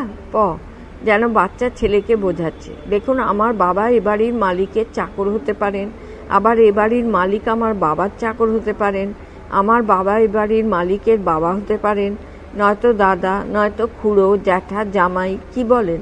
ক ঠিক ঠিক। মাথাটা গোলমাল লাগছে, আবার গোড়ার থেকে ভাবি। প কাকে ডাকবো বলুন? ক আপনার বাবা। প তিনি যদি না থাকেন? পৃষ্ঠা 28। ক তাহলে যাকে খুশি। প যেমন? ক ধরুন আপনার দাদাকে। প চেনেন তাকে? ক না। প আলাপ আছে? ক না। প নাম জানেন তার? ক মরিয়া হয়ে, রক্ষে করুন আপনার বাবাকে, নয়তো এ বাড়ির মালিককে, নয়তো দুজনকে, নয়তো একজনকে। আমার সব গুলিয়ে যাচ্ছে, যে কাউকে একটু ডেকে দিন না দয়া করে। প তা তো হয় না। ক চারদিকে তাকিয়ে স্বগত, কাউকে দেখছিও না যে নামটা জেনে নেব। চেঁচিয়ে, ভদ্রে বড়ই দরকারি কাজ আছে একটা, আপনার পা ছুঁয়ে বলছি। প সত্যি ছোঁবেন? জানেন বাড়ি শুদ্ধ সকলেরই পা ছুঁই আমি, কিন্তু আমার পা কেউ ছোঁয় না, আপনি ছোঁবেন? প শেষ হয়ে গেছি, একেবারে ধুলো হয়ে গেছি। মা জননী, দয়া করে অন্তত একজন চাকরকে ডেকে দেবেন। প জানতাম জানতাম যে ছোঁবেন না, অচেনা লোককেও আজকাল আর বিশ্বাস করা যায় না। ঠিক আছে, আমিই তো দরজা খুলেছি, ভাবুন না কেন যে আমিই দারোয়ান। বলুন কি চাই? ক মন ঠিক করে নিয়ে, বেশ, নিশ্চয় আপনি পূজ্যপাদ ব্রাহ্মণ বিদ্যাসাগরের নাম শুনেছেন। প হতে পারে। ক তাহলে তার একমাত্র ছেলে দেবদত্তের নামও শুনে থাকবেন, কবি, পণ্ডিত, বেদ বেদান্ত গুলে খেয়েছেন, পৃথিবীর সেরা কবিতা লেখেন, লম্বা কালো চুল, সুন্দর মুখশ্রী, বয়স 20, 5 ফুট 7 ইঞ্চি লম্বা, ওজন। প দাঁড়ান দাঁড়ান, আপনার তিনি কে হন? ক বন্ধু, এই পৃথিবীতে সবচেয়ে বড় বন্ধু। কিন্তু আসল প্রশ্ন হচ্ছে, বলুন তো আপনার তিনি কে হবেন? হঠাৎ সব চুপ, কথাটা বুঝতে পেরে পদ্মিনীর লজ্জা। প মা দৌড়ে চলে যায়, হাঁ করে দাঁড়িয়ে থাকে কপিল। হয়বদন নাটকের প্রথম অধ্যায়ে পরবর্তী অংশ, পৃষ্ঠা 29। ক দেবদত্ত বন্ধু, কেমন যেন লাগছে আমার। এর যে দেখি বিদ্যুতের মতো গতি আর তেমনি ধার। এ তো তোমার মতো লোকের জন্যে নয় বন্ধু, এর যে ইস্পাতের মতো পুরুষ দরকার। তা কি আর হবে, যাই বাড়ির লোকের সঙ্গে কথাবার্তাটা বলে নিই। কপিল চলে যায় ভিতরে। অধীর, আমাদের জ্ঞানীগুণী দর্শকদের নিশ্চয়ই আর বুঝিয়ে বলতে হবে না যে এরপর কি হলো। পদ্মিনী হলো ধর্মপুরের পয়লাশাড়ির এক বেনের মেয়ে। লক্ষ্মী এসে তার ঘর ঝাঁট দিয়ে যান, আর দেবদত্তের ঘরে যেন সরস্বতী আছেন বাঁধি হয়ে। তাহলে এই 2 ঘরে কাজ হতে আর বাধা রইল কি? বিয়ের বাজনা। পদ্মিনী তাহলে দেবদত্তের অর্ধাঙ্গিনী হলো। দেবদত্ত বেশি কপিলের ঋণ ভুলল না। পুরনো দিনের মতোই রইল তাদের বন্ধুত্ব। দেবদত্ত পদ্মিনী, পদ্মিনী কপিল। ধর্মপুরের লোকেরা বলা বলি করতে লাগলো যেন রাম সীতা লক্ষণ, দেবদত্ত আর পদ্মিনী। প এত দেরি করছে কেন বলতো? ঘণ্টাখানেক আগেই তো আসার কথা, জানলা দিয়ে দেখে। দ জামা কাপড় গুছিয়ে নিয়েছ? প কোন সকালে? দ বিছানাপত্তর? খোলা মাঠেই হয়তো শুতে হবে, বেশ ঠান্ডা পড়েছে, কম্বল লাগবে কিন্তু 2টো। প হয়েছে হয়েছে, চাকর বাকরেরা করে রেখেছে সব। দ তোমার গায়ের চাদরটা, কিছু গরম জামা। প হয়েছে কি বলো তো, অন্য সময় তো বই মুখে নিয়ে পড়ে থাকো, খেয়ে উঠে মুখ ধুতেও ভুলে যাও, আজ একেবারে লেগেই আছো সকাল থেকে। পদ্মিনী, অন্তত 12 বলেছি তোমায়, এই বেড়ানোর ব্যাপারটা ভালো লাগছে না আমার। তোমার এখন এসব গোলমালে যাওয়া ঠিক না, বিশ্রাম দরকার। গরুর গাড়ির চলা, সে একেবারে ত্রিভুবন কাঁপিয়ে ছেড়ে দেবে। তোমার এই অবস্থায় খুব খারাপ, শুনবে না তো কিছুতে। এই অবস্থা? কি অবস্থা আমার? এমন করছো না যে পৃথিবীতে আমার যেন প্রথম বাচ্চা হবে? একটু হোঁচট খেলেই ভাবো যে অক্কা পেল বুঝি। পৃষ্ঠা 30। ফের থামবে একটু দয়া করে? হেসে, ভুল হয়ে গেছে, জিভ কেটে। আর এরকম বলবো না। কি বলতে হয় না বলতে হয় তোমার কোনো ধারণা নেই। বাচ্চা মেয়ের মতো কেবল ছটফট বক বক। জানলায় দেখে। কপিলের কি হলো বলো তো? আর কপিল কপিল সারাদিন। চমকে গিয়ে, কি ব্যাপার? কি আর ব্যাপার? এই সেদিন ভাবলাম ভাসের একটা নাটক পড়ে শোনাই তোমাকে, ঠিক এসে হাজির কপিল। সেটা কি আমার দোষ? সে তো বিয়ের আগে থেকে তোমার বন্ধু, আসতো না আগে যখন তখন। কিন্তু ওর বোঝা উচিত আমার এখন বিয়ে হয়েছে, এখন আর আগের মতো চলে না। ঠিক আছে ঠিক আছে, ওকে দুশো না, দোষ আমার। তোমার কাছেই কবিতা টবিতার বাতিক হয়েছিল একটু, আমিই ভেবেছিলাম ভাস শুনলে ওর ভালো লাগবে হয়তো। ওর ইচ্ছে ছিল না আসবার, আমিই জোর করেছিলাম। জানি জানি। তুমি এরকম রেগে যাবে জানলে বলতাম না। রাগের কথা নয় পদ্মিনী, কপিল আমার বন্ধু নয়, শুধু আমার ভাইয়ের মতো। 7 জন্ম তপস্যা করলে এমন বন্ধু মেলে। কিন্তু আমি যদি কেবল তোমাকেই কিছু পড়ে শোনাতে চাই, কেবল তোমারই সঙ্গে কাটাতে চাই কটা দিন, আর কেউ নয়, সেটা কি অন্যায়? থেমে, আরে ও এলে তো কবিতা পড়ার কথাই ওঠে না, আর শুধু কপিল কপিল করে ঝাঁপিয়ে বেড়াবে। এই তুমি হিংসে করছো না? হিংসে? আমি? কপিলকে? সব কথারই তুমি এমন একটা মানে করবে? সস্নেহে, হয়েছে হয়েছে গোমরা মুখো, মজা করছিলাম আমি। সত্যি একটু মজাও বোঝো না তুমি। মজা? জানো না তো বুকে কেমন লাগে। চুপ চুপ। আচ্ছা, আমি কি জানি না তোমার মন কত বড়, কত উঁচু? তুমি তো কাউকে হিংসে করবে অসম্ভব। আমি যদি কাল কুয়োয় পড়ে মরি, শরীরটা পচে গলে না উঠলে। পৃষ্ঠা 31। পদ্মিনী। ছি, ভুলে গিয়েছিলাম, আর বলবো না। কি জানো, আমি তো এইরকম সব বলতে বলতেই বড় হয়েছি, তাই মনে থাকে না ঠিক। কিন্তু তুমি এমন নরম, কেমন করে যে বাঁচবে তুমি তাই ভাবি, একেবারে খোকন মনি। কপিলকে নিয়ে রাগ করছো, কিন্তু কেন? জানো না যে তুমিই আমার সব, আমার শীতের সিঁদুর, আমার হাতের নোয়া, আমার দেবতা। তাহলে কপিলকে নিয়ে একটু মজা করি। এত সরলও, দেখতেই একটা দৈত্য, কিন্তু একটুতে কেমন লজ্জা পেয়ে যায়, লাল হয়ে যায়, যেন বিয়ের কোণে। হেসে, এই কোণেটিকে তো লজ্জা পেতে দেখিনি কখনো। এই কোণেকে শেখায়নি যে কেউ, এখন শিখছে। দুজনেরই হাসি। পদ্মিনী আনমনে যায় জানলার ধারে।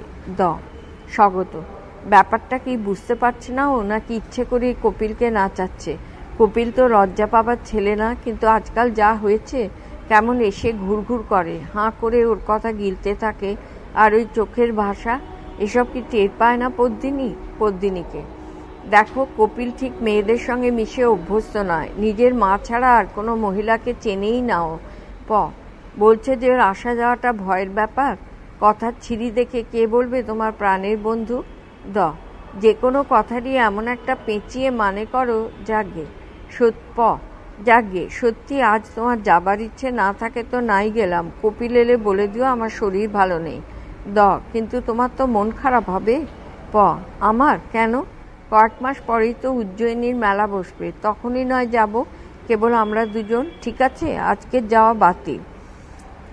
খুশি চাপবার চেষ্টা করে, সত্যি তোমার যদি মন খারাপ না হয়, দেখো এটাই কিন্তু ভালো। কপিলের কথা নয়, না না সেসব কিছু না, ও তো একেবারে খাঁটি সোনা। কিন্তু এই তো তোমার প্রথমবার। প্রথমবার মানে কি? 6 মাসে আর কবার বাচ্চা হবে বলতে চাও? ফের এই যা, না একটা কথাও না। আর হাসে দুজনেই। এবার খুশি তো? খুশি খুশি। সারাটা দিন আমরা নিজেরা নিজেরা কাটাবো, চাকর বাকরেরাও বাড়ি চলে যাচ্ছে। আজকের মতো কেবল তুমি আর আমি, আমি আর তুমি। কতদিন এরকম হয়নি বলো তো? বাইরে থেকে দেবদত্ত প ওই কপিল এলো, বলে দিও তুমি মঞ্চের এক কোণে গিয়ে দাঁড়ায়। ক ভিতরে এসে টকবক করছে, দেরি হয়ে গেল একটু না? কি করব বলো, গাড়োয়ান তো সব ঠিক করেই রেখেছিল, কিন্তু এক নজর তাকিয়েই টের পেলাম ওর মধ্যে একটা গরু কোনো কাজের না। ওটাকে বদলে দিতে বললাম, নইলে 15 দিনেও পৌঁছতাম কিনা সন্দেহ। গাড়োয়ান তো কপিল ক লাগিয়ে দিল হই হল্লা, কিন্তু আমিও ছাড়বার পাত্র নই। আনতে হলো শেষে নতুন একটা। এইসব গাড়ি ফাড়ির যা ঝামেলা, আমাদের নিজেদেরটা তো সেদিন চিত্রপুর চলে গেল। নইলে কপিল আজকে আমরা যাচ্ছি না। কপিল হঠাৎ নিভে গিয়ে, যাচ্ছি না? ও ঈষৎ অপ্রস্তুত। ব্যাপারটা কি? পদ্মিনী একটু অসুস্থ? ক তাহলে তো সত্যি। চুপ। গাড়িটা তবে ফিরিয়ে দিই? তাই ভালো। ক নইলে আবার সারাদিনের জন্য ভাড়া চেয়ে বসবে। তাই তো। ক স্বগত চুকে গেল। সারাদিন এখন আমি করি কি? সারা সপ্তাহ জুড়ে কি করি? সমস্ত দুনিয়াটা যেন মুছে গেল 7 দিনের মতো। কেন এত ফাঁকা লাগে? কপিল শক্ত করে ধরো নিজেকে, ছেড়ে দিও না। পালাও, এবার পালাও। 7 দিনের মধ্যে আর এ মুখ হয়েও না। দেবদত্ত রাগ করবে, পদ্মিনীরও হয়তো দুঃখ হবে, কিন্তু না, এসো না, পালাও প্রকাশ্যে। বেশ, তবে চলি আমি। একটু বসবে না? ক না, আমাদের গোলমালে ওর হয়তো অসুবিধে হবে। তা ঠিক, তবে এসো আবার। ক হ্যাঁ, পরে আসবো। কপিল যাবার উদ্যোগ করতে পদ্মিনী এগিয়ে আসে। এ কি, এখনো বসে আছো? দেরি হয়ে যাচ্ছে না? কখন আর বেরোবো? বন্ধু দুজন অবাক হয়ে তাকায়। ক শরীর যদি খারাপ থাকে আজকের মতো। কার শরীর খারাপ? দিব্যি আছি আমি। মাথাটা একটু ধরেছিল, তার জন্য যাওয়া আটকাবে না। কপিলকে, কি ওরকম পাথরের মতো দাঁড়িয়ে আছো কেন? এইটে গাড়িতে তোলো, আর সব চাকরেরা নিয়ে যাচ্ছে। কপিল বিমূঢ় কিংকর্তব্য ভেবে দেবদত্তর দিকে তাকাচ্ছে। সেখানে কোনো নির্দেশ নেই। ধরো শিগগির, নাকি আমিই নিয়ে যাব? কপিল চলে যায়। পদ্মিনী দেবদত্তকে বোঝায়, রাগ করো না। কিরকম ভেঙে পড়েছিল বেচারি। ভালো লাগে এটা? বলো, কটা দিন ধরে এরই জন্য এত দৌড়োদৌড়ি করছে। মুখ ঘুরিয়ে নিয়ে, আমার বইগুলি কোথায়? এগুলি নিতে হবে। সোনামণি, জানতাম তুমি রাগ করবে না, বই আমি নিচ্ছি। চলে যায়। চেঁচিয়ে, এই না, আমি নিচ্ছি, তুমি তুলো না। পিছনে পিছনে চলে যায়। অধিক, হে হৃদয়, অশান্ত হৃদয়, স্থির হও। লজ্জাবতী লতার মতো কেন লুকাও মুখ? পয়মন্তী ফুলের ওপর সূর্যের কিরণ। বুদ্ধি বলে বিদায়, হৃদয় বিদায়। বুদ্ধি বলে বিদায়, হৃদয় বিদায়। কপিল, পদ্মিনী, দেবদত্ত গরুর গাড়িতে যাচ্ছে, যেন গাড়ি চালাচ্ছে কপিল। কি সুন্দর চালাও তুমি কপিল। হাতের ইশারা পেতে না পেতেই ওরা বোঝে কোন দিকে যাবে। কপিল হাসে। একটু নামলে হতো না? সারাদিন বসে পা দুটো যেন কাঠ হয়ে গেল। কপিল, ঠিক কথা। হেই হ্যাট। গাড়ি থামিয়ে নামলো সবাই। পদ্মিনী পড়ে যাচ্ছিল, দেবদত্ত ধরে। পদ্মিনী, কি রাস্তা, কেবল পাথর আর পাথর। গাড়িতে বসে বোঝা যায়নি, কিন্তু এমন হালকা করে চালাচ্ছিলে তুমি, যেন ভেসে যাচ্ছিলাম। কপিল, দেখছো কি দারুণ গাছ ওটা? কি নাম? ওই যে ফুলে ফুলে ভর্তি। পৃষ্ঠা 34। কপিল, ওকে বলে পয়মন্তী ফুল। ওরকম নাম কেন? কপিল, দাঁড়াও, একটা ফুল নিয়ে আসি, দেখলেই বুঝতে পারবে। প্রস্থান। পদ্মিনী, স্বগত। কেমন তরতর করে উঠে যাচ্ছে, হনুমান একটা। মুখ থেকে কথা খসিয়েছি কি না খসিয়েছি, জামা টামা খুলে মালকোচা মেরে ঝাঁপিয়ে উঠল ডালে। কি গরম শরীরে। চওড়া কাঁধ যেন ফুলে ফুলে উঠেছে পেশির সমুদ্র। আর ওই ছোট্ট মেয়েলি কোমর এমন অসহায় দেখায়। স্বগত, সারাদিন তো মুখের বিরাম নেই, আর এখন রা নেই মুখে। স্বগত, যেন কোনো দেবদূত ব্যাধ হয়ে জন্মেছে। কিভাবে শরীর বাঁকিয়ে দিচ্ছে, ঘুরিয়ে দিচ্ছে হাত, নাচের মতো যেন। স্বগত, ওকে দোষ দিয়েই বা কি লাভ? ওরকম শক্ত সমর্থ চেহারা, ওরকম পুরুষালী শরীর, কোনো মেয়ে কি আর ধরে রাখতে পারে নিজেকে? কি বোকা আমি! এতদিন আমি কেবল কপিলের চোখের ভাষাই দেখেছি, ওর কথা তো ভাবিনি। আজ ওর চোখে যে অতলতা, এ তো আগে দেখিনি কখনো। ভয় পেও না দেবদত্ত, তাকাও, ওই শিখার দিকে তাকাও। দেখো কিভাবে ওর হৃদয় উপচে পড়ছে। দেখো, তোমার হৃৎপিণ্ড ছিঁড়ে যাক, জ্বলে যাক, তবু দেখো, তুমি দেখো। না কোনো আর্তনাদ নয়, কণ্ঠরোধ করো যন্ত্রণার। চোখের গহনতলে দেখো ওই ময়ূরের পাখা মেলে শিখা। দেখো দেখো পুড়ে যাক অন্ধতা তোমার, ফিরো না, তাকাও ভীরু, দেখো। পদ্মিনী স্বগত। কতক্ষণ পারে লোক, কতক্ষণ? দেবদত্ত বুঝে ফেলে যদি। দেবদত্তের দিকে তাকায়, চোখাচোখি হয়, আবার মুখ ফুরিয়ে নেয় দুজনে। পদ্মিনী প্রকাশ্যে, ওই যে আসছে, চেয়েছিলাম একটু ফুল নিয়ে আসছে দেখো এক রাজ্যে। যেন হাত ভর্তি ফুল নিয়ে এলো কপিল, ঢেলে দিল সামনে। কপিল, এই দেখো পয়মন্তী ফুল। পদ্মিনী, কেন পয়মন্তী বলে এবার? কপিল, দেখছো না সব এতির চিহ্ন, দেখো এই পাপড়িতে হলুদ, নিচে ওই লাল টিপ যেমন তোমার কপালে, তারপর দেখো এইখানে এই সরু দাগ চলে গেছে যেন তোমার সিথি, তারপর হ্যাঁ এই যে বোঁটার কাছে দেখো একসার কালো ফোঁটা, ঠিক তোমার পুঁতির মালা। পদ্মিনী, কল্পনার দৌড় দেখো দেবদত্তকে। নিও তোমার কবিতায়, বেশ ভালো তুলনা হবে। যাব না আমরা, দেরি হচ্ছে না? পদ্মিনী, দাঁড়াও না একটু, গাড়ির মধ্যে কত যুগ যে বসে আছি তার ঠিক নেই। উজ্জয়িনীর পথ যে এত সুন্দর তাকে জানতো। কপিল, অন্যেরা একটু ঘুরপথে যায়, এদিকটায় তো জঙ্গল, বেশি কেউ আসতে চায় না এই পথে। ওই হলো ভার্গবী নদী, এই নদীর ধারে ছিল ব্যাসদেবের কুটির, এখনো ওখানে রুদ্রদেবের এক মন্দির আছে। হঠাৎ যেন জেগে, রুদ্রের মন্দির? ভারী সুন্দর, আর ওইখানে ওই পাহাড়ের ওপর কালীর মন্দির। পর্দা হাতে ঢোকে দুজন লোক, পর্দায় কালী মূর্তি। অধিকারীর সামনে একটি তরবারি রেখে যান। একসময় খুব জাঁকজমক ছিল, এখন সব ভাঙাচোরা। আচ্ছন্নভাবে, রুদ্র মন্দির? ওটাও খুব পুরনো, তবে কালী মন্দিরের মতো অতটা ভেঙে পড়েনি। দেখবে নাকি একবার? দেখব। আগে কালী মন্দিরেই যাও না। না, ও জায়গাটা ভীষণ হয়ে আছে, বাদুর চামচিকে সাপ খোপে ভর্তি, রাস্তাও নেই ভালো, যেতে হয়তো রুদ্র মন্দিরে চলো, ওটা একটু কাছেও হবে। চলো। তোমরা যাও। একটু থেমে, তুমি? আমি এই গাড়িটার কাছে থাকি। না, এখানে চোরের উৎপাত নেই, কিছু একটা অনুমান করে, নয়তো আমিই থাকি। না হে, তোমরা যাও, আমার একটু ক্লান্তও লাগছে। স্বগত। শুরু হলো আবার রাগ দেখানো। দেখাক রাগ, ভারী তো প্রকাশ্যে। এসো কপিল, আমরা যাই। কিন্তু তোমার এই অবস্থায়? ফেটে পড়ে, কি দুজনে অবস্থা করে পাড়া মাথায় করছো? না যেতে চাই, যেও না, অজুহাত বানাবার চেষ্টা করো না। দেবদত্ত বেশি দূর নয়, কিন্তু এলে পারতে তুমিও। পৃষ্ঠা 36। বললাম তো যাও, ঝুলোঝুলি করো না এখন। থাক, কারো যেতে হবে না, আমার জন্য তোমাদের কষ্ট করতে হবে না। কপিলকে, যাও হে। পদ্মিনীকে, চলো। দেবদত্তকে, তাড়াতাড়ি ফিরবো আমরা। কপিল পদ্মিনী চলে যায়।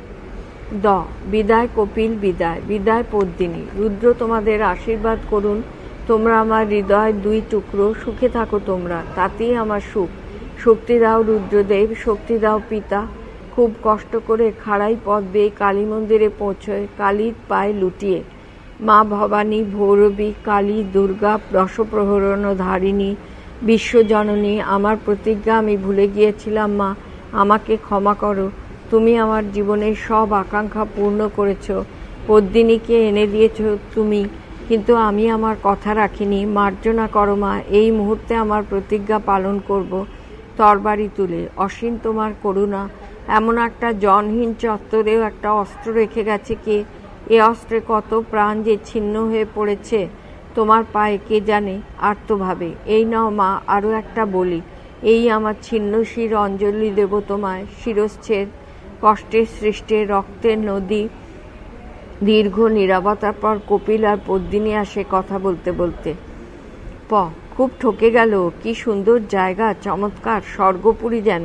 অবশ্যই এসবে ওর অত টানও নেই। আসলে দেবদত্তকে দেখতে না পেয়ে গেল কোথায়? দুজনে চারিদিকে তাকায়, বলল যে এখানেই থাকবে।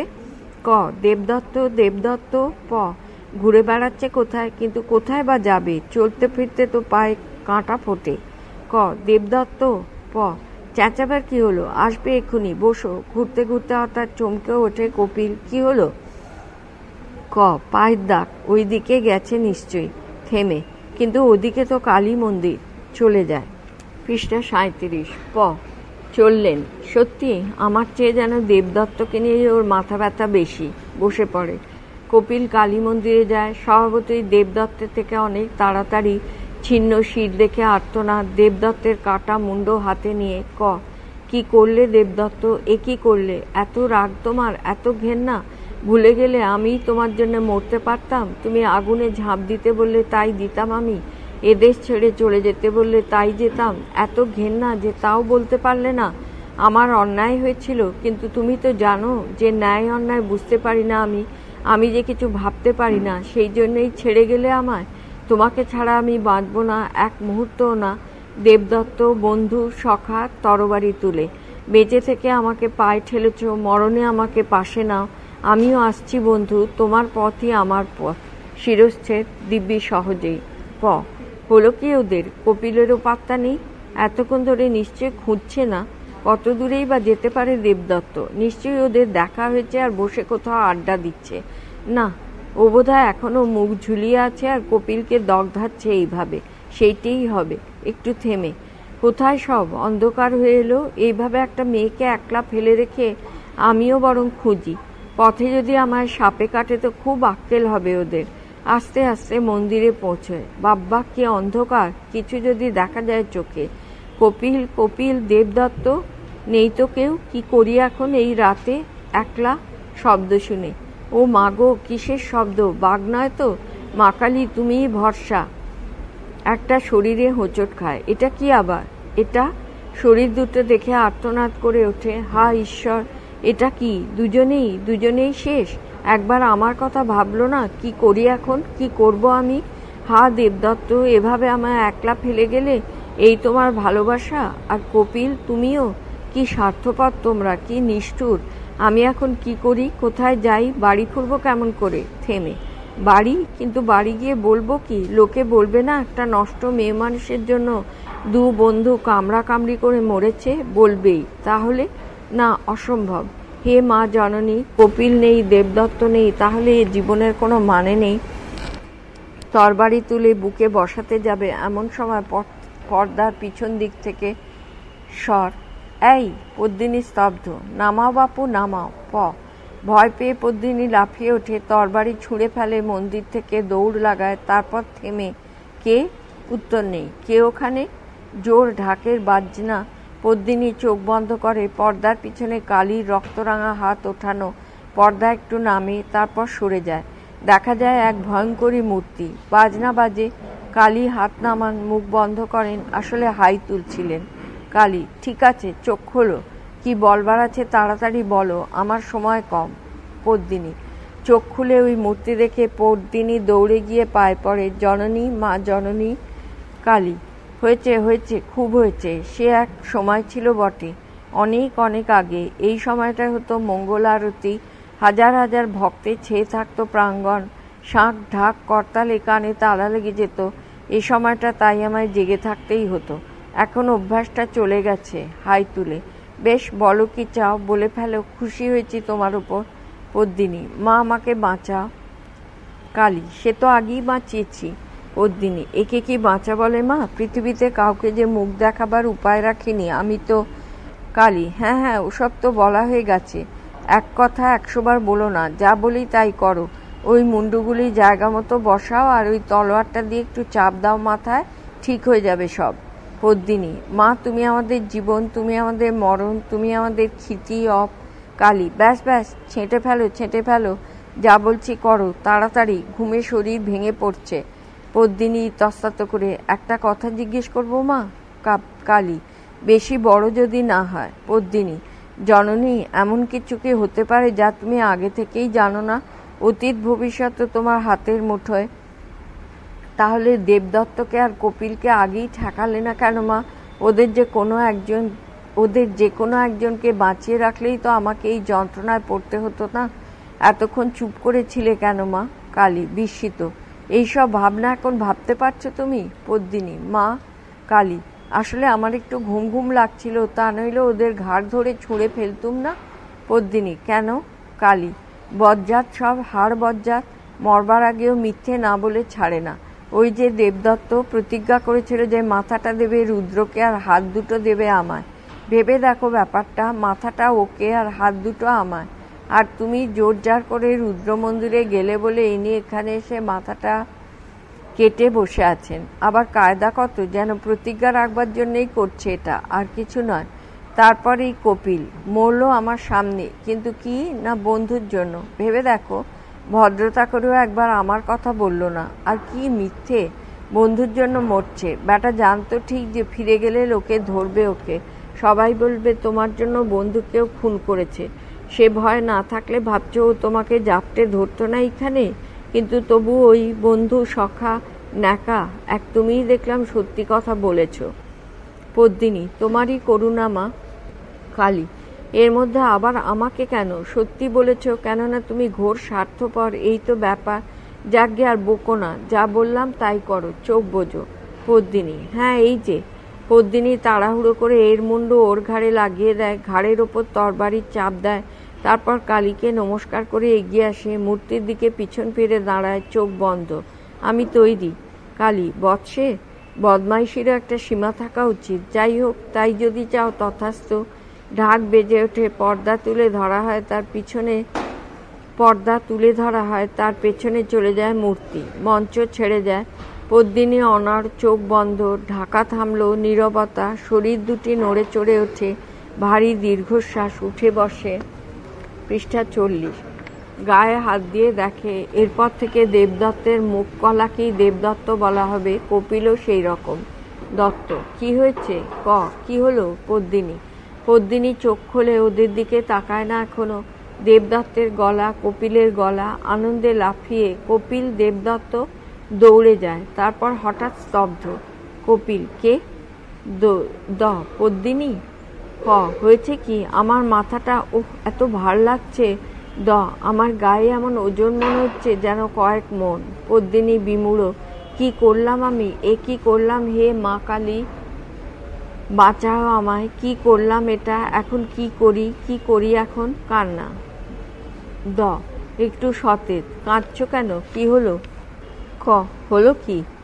কি বলবো, কিভাবে বোঝাই? তোমরা দুজন গলা কেটে ফেলেছিলে, মার দয়ায় বেঁচেছ, কিন্তু অন্ধকারে ভুল করে আমি তোমাদের মাথা ওলট পালট করে বসিয়েছি, একেবারে উল্টো পাল্টা। দয়া করো আমায়, আমার বাঁচার কোনো মানে নেই। দয়া করো। ওলট পালট? মাথা? দুজনে দুজনকে দেখে, তারপর হাসিতে হাসিতে ফেটে পড়ে। পদ্মিনী বোঝে না সে কি করবে। পরে সেও শুরু করে হাসি। ওলট পালট মাথা? মাথা ওলট পালট। এর মাথা ওর ঘাড়ে, এর ঘাড়ে ওর মাথা। কি অসম্ভব ব্যাপার! এতদিন আমরা কেবল বন্ধু ছিলাম, আর এখন আমাদের রক্তের সম্পর্ক। হাসতে হাসতে, কি চমৎকার! পদ্মিনীকে, দয়ার কথা বলছিলে? এ তো তোমার অশেষ করুণা। কি ভাষায় তোমায় ধন্যবাদ দেব? এর মাথা ওর ঘাড়ে। পৃষ্ঠা 41। হাসিতে ফেটে পড়ে সবাই। তারপর হাত ধরে গোল হয়ে ঘুরতে থাকে গান। ওলট পালট, কেমন ওঠন পড়ন নামন, এই কি ও না ওই কি এ, তা বুঝতে পারে না মন। এক্কেবারে শেষ। মরে গেছি। ওরকম কাণ্ড ভাবা যায় কখনো? তোমাদের গলা কাটা দেখেই তো আমার হয়ে গিয়েছিল, কিন্তু বেঁচে ওঠাটা আরও সাংঘাতিক। ভয় প্রায় মরে যাচ্ছিলাম। হাসে সবাই। কেউ বিশ্বাস করবে বলো? হঠাৎ, বলবো না কাউকে। কিন্তু না বললে চলবে কি করে? বুঝে ফেলবে তো। বুঝবে না কেউ, বাজি রাখো। চলো এবার যাই। বেশ দেরি হয়ে গেছে। উজ্জয়িনী আর নয়, এবার বাড়ি ফিরবো আমরা। তাই? হ্যাঁ, উজ্জয়িনী সারা জীবন পড়ে আছে, চলো। উঠে পড়ে, হঠাৎ হেসে গড়িয়ে পড়ে সবাই। সত্যি দেবদত্ত, বাড়িতে কি করে লুকোবে ব্যাপারটা? খালি গায়ে দেখলেই তো বুঝে ফেলবে সবাই। বলছি তো, ভেবো না তো, আগে চলো তো। কিন্তু ওর সঙ্গে এখন কি তোমার? থেমে, মানে? মানে পদ্মিনী তো আমার সঙ্গে যাচ্ছে, তাই না? ও তো আমার বউ, না কি? কি বলছো কপিল? বলছি তুমি তো দেবদত্তের বউ, তা এই তো দেবদত্তের শরীর, আমার বউ তো তুমি। থামো। আহাম্মকের মতো কথা বলো না, দেবদত্ত তো আমি। কপিলকে, লজ্জা করে না তোমার? লজ্জা? কি ব্যাপার? এই তো দেবদত্তের শরীর। পৃষ্ঠা 42। জানি জানি, তোতা পাখির মতো এই এক কথা বলতে হবে না। শাস্ত্রবচন অনুযায়ী মাথাই হলো মানুষের পরিচয়। রেগে হতে পারে তা, কিন্তু সোজাসুজি কথাটা হচ্ছে ও কার বউ? ডান হাত তুলে। এই হাত দিয়ে বিয়ের সময় ওকে নিয়েছি। এই শরীরের সঙ্গে এই কমাস ও কাটিয়েছে। এই শরীরের বীজ ও বয়ে বেড়াচ্ছে ওর পেটে। এ যুক্তিতে ভয় পেয়ে না না না, হতে পারে না, কিছুতেই না। দেবদত্তের কাছে দৌড়ে গিয়ে এটা হতে পারে না দেবদত্ত। নিশ্চয়ই নিশ্চয়ই পারে না, ওটা বোকা। কপিলকে অগ্নি সাক্ষী রেখে যখন একজন আরেকজনকে বিয়ে করে তখন একটা শরীরকে নেয় না কেউ, নেয় একটা গোটা মানুষ। পদ্মিনী কি দেবদত্তের শরীরটাকে বিয়ে করেছিল? বিয়ে করেছিল দেবদত্তকে, দেবদত্ত মানুষটাকে। তার যদি বলো তো আমি সেই মানুষটা, আমার দেবদত্তের শরীর, তাই আমি দেবদত্ত। শোনো, মানুষের সব প্রত্যঙ্গের মধ্যে গুরুত্বের অবস্থানে মাথাই হচ্ছে সেরা। আমার মাথাটা দেবদত্তের, তাই আমি দেবদত্ত। শাস্ত্রবচন অনুযায়ী চুলোয় যাক তোমার শাস্ত্র। সবসময় তোমার সুবিধে মতো কথা বলে তোমার শাস্ত্র। পবিত্র অগ্নি সাক্ষী রেখে ও দেবদত্তের শরীরটাকে বিয়ে করেছিল, এইটাই যথেষ্ট কথা। হেসে শুনলে পদ্মিনী, ও নাকি দেবদত্ত আর শাস্ত্রকেও অপমান করছে। দেবদত্ত কখনো তা পারে? যত খুশি শাস্ত্র আওড়াও তুমি, ও আমি করে আঙুল দিয়েও ছুঁই না। চলে এসো পদ্মিনী। এগিয়ে যায়, বাধা দেয় দেবদত্ত। খবরদার চলে এসো দেবদত্ত। এ বদমাসের সঙ্গে তর্ক করে লাভ নেই, চলো। চলো। বাধা দিয়ে আমার স্ত্রীকে নিয়ে কোথায় চলেছ বন্ধু? কপিলকে ধাক্কা দিয়ে সরে যা বেটা খচ্চর। জয়োল্লাসে গায়ে জোর দেখাচ্ছে। আর কি ভাষা! পদ্মিনী বোঝো, দেবদত্ত কি এরকম করতে পারে? এ তো কপিলের। এসো পদ্মিনী। যাও। কিন্তু ভেবেছ কি যে আমার বউকে নিয়ে ভেগে যাবে আর আমি কিছুই করব না? কোথায় যাবে? কদ্দূর? বড়জোর শহর অবধি। আমিও যাব, চেঁচিয়ে লোক জড়ো করব, দেখি কি হয়। দেবদত্ত থেমে যায়। পৃষ্ঠা 43। চেঁচাতে দাও ওকে, তাকিও না ওদিকে। না, কথাটা বলেছে ঠিক, এখানেই একটা মীমাংসা হওয়া ভালো। শহর জুড়ে একটা কুৎসা হবে, সেটা ঠিক না। ওর কথায় কান দিচ্ছে কে? তোমাকে দেখেই তো সবাই চিনবে। ধর্মপুরের লোকেরা আমার শরীর চেনে না? না, কুস্তির আখড়ায় 1000বার দেখেনি ওই শরীর দেখিয়ে কত পুরস্কার পেয়েছি, তার ইয়ত্তা নেই। দেখো কি হয়। অনুনয় করে, এভাবে আমাদের সর্বনাশ করছো কেন? এতদিন ধরে আমাদের এত আপনজন ছিলে, এত কি চাও তুমি? জানি আমি পদ্মিনী, দেবদত্তের বুদ্ধি আর কপিলের বীর্য তুমি একসঙ্গে চাও। চুপ শয়তান। বেশ, তাই যদি চেয়ে থাকে, দোষ তো কিছু নেই এতে। সব মেয়েই তা চায়, একটা সমর্থ শরীরের আকর্ষণ। সে তো ঠিক, তাই বলে এ হতে পারে না যে সে মেয়ে যার তার হাত ধরে ঘর ছেড়ে ভেগে যাবে। ভগবান এ ইতরের হাত থেকে বাঁচাবে কে? পদ্মিনী যন্ত্রণায় ছটফট করে। এভাবে কোনো মীমাংসা হবে না কপিল। আমাকে দেবদত্ত বলো কপিল। সে যেই হও তুমি, এভাবে কোনো মীমাংসা হবে না। সে তো ঠিক, পদ্মিনীর খেয়াল মতো তো আর মীমাংসা হতে পারে না। তাহলে বলো, এ সমস্যার সমাধান কি? সবাই অনড় হয়ে যায়। অধিকারী, বলুন কি মীমাংসা এ সমস্যার? এই 3 হতভাগ্যের পুরো ভবিষ্যৎ নির্ভর করছে এর ওপর। কিন্তু মীমাংসা কোথায়? চির রহস্যে ঢাকা থাকবে ওদের ভাগ্য? দর্শকের গলায় এমন একটা প্রশ্নচিহ্ন ঝুলিয়ে দিয়ে তো তাদের বিদায় দেওয়া যায় না। সেটা তাদের অপমান করা। সমস্যাটা নিয়ে ভাবতে হয় আমাদের, তবে ব্যাপারটা খুবই গোলমেলে, তাই খুবই ভেবেচিন্তে এগোতে হবে। তাড়াহুড়ো করলেই মুশকিল। তাই এখন 10 মিনিটের বিরতি, একটু চা সিগারেট খেয়ে নিন আপনারা, ব্যাপারটা নিয়ে ভাবুন, একটু পরে আবার খোঁজ খবর নেওয়া যাবে। হয়বদন নাটকের 2য় অধ্যায়, পৃষ্ঠা 44। অধিকারী, কি মীমাংসা এ সমস্যার? এই 3 হতভাগ্যের পুরো ভবিষ্যৎ নির্ভর করছে যার উপর, তার মীমাংসা কোথায়? অনেক দিন আগে বিক্রমাদিত্য যখন রাজা ছিলেন, তাকে এই প্রশ্ন করেছিল বেতাল। চোখের পলকে নাকি সমাধান বলে দিয়েছিলেন বিক্রমাদিত্য। কিন্তু তার সেই শাস্ত্রের যুক্তি, তার ন্যায়সঙ্গত বিচার, সে কি পছন্দ হবে আমাদের দর্শক মশাইদের? এরা 3 জনও এক মহর্ষির কাছে জানতে চাইল সমাধান। আর সেই ঋষি বিক্রমাদিত্যের ধরনেই বলে গেলেন উঁচু ভারী গলায়, স্বর্গের কল্পবৃক্ষ যেমন বৃক্ষকুলে শ্রেষ্ঠ, মানুষের প্রত্যঙ্গের মধ্যে শ্রেষ্ঠ তেমনি শির। তাই দেবদত্তের মাথা যার, সেই দেবদত্ত, সেই হলো বৈধমতে পদ্মিনীর স্বামী। অনর তিনজন সার ফিরে পায়। দেবদত্ত পদ্মিনী লাফিয়ে ঝাঁপিয়ে বেড়ায়, কপিল সরে যায় এক কোণে। জড়িয়ে ধরে, পদ্মিনী আমার পদ্মিনী। রাজা রাজা আমার। আমার বিদ্যুৎ শিখা। আলো আমার জীবন। সূর্যমুখী ফুল আমার। দেবতা আমার ইন্দ্রদেব। আমার ইন্দ্রপুরীর রানী। কাঁধে হাত বুলিয়ে, এসো চলো আমরা যাই তাড়াতাড়ি, কোমল ওই মাটি, দুলে উঠছে সবুজ ঘাস, চলো আমরা যাই। চলো। দূরে ওই ছায়াবট, আকাশ ঢেকেছে চন্দ্রাতপে। কি প্রশস্ত বুক, এই আর কোনো চন্দ্রাতপ নয়। পেলব পদ্মিনী দোলে দোলে, আর কোন দোলা চাই আমি। নতুন শরীর নিয়ে এলো প্রিয়তম। 45। পৌরুষের হাসি। উৎসুক রমণী ছাড়া কে এই শরীর নেবে আর। চলো যাই। থামে, দাঁড়াও একটু। কপিলের কাছে দৌড়ে গিয়ে, মন খারাপ করো না কপিল, আবার দেখা হবে। হবে না? চুপি চুপি। দেবদত্তের সঙ্গে না গিয়ে আমার উপায় নেই, কিন্তু মনে রেখো আমি তোমারই শরীরের সঙ্গে আছি, এই ভেবে একটু খুশি হও।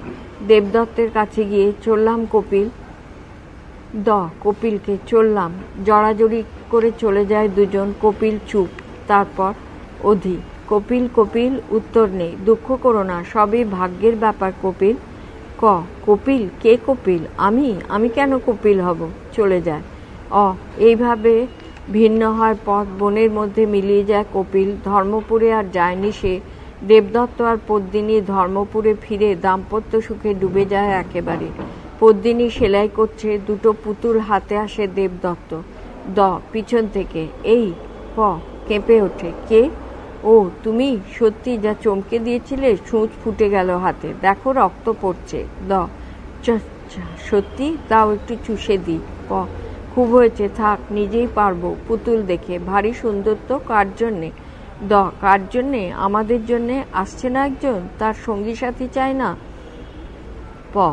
সে তো কমাস বাকি এখনো। তাছাড়া বাকি তো, কিন্তু সবসময় কি পাওয়া যায়? এ হলো উজ্জয়িনী মেলার পুতুল, আলাদা রকম তৈরি। সুন্দর, আদর করে, একেবারে সত্যি মতো না? কেমন চকচক করছে চোখ, কি সুন্দর গাল দুটো, চুমু খায়।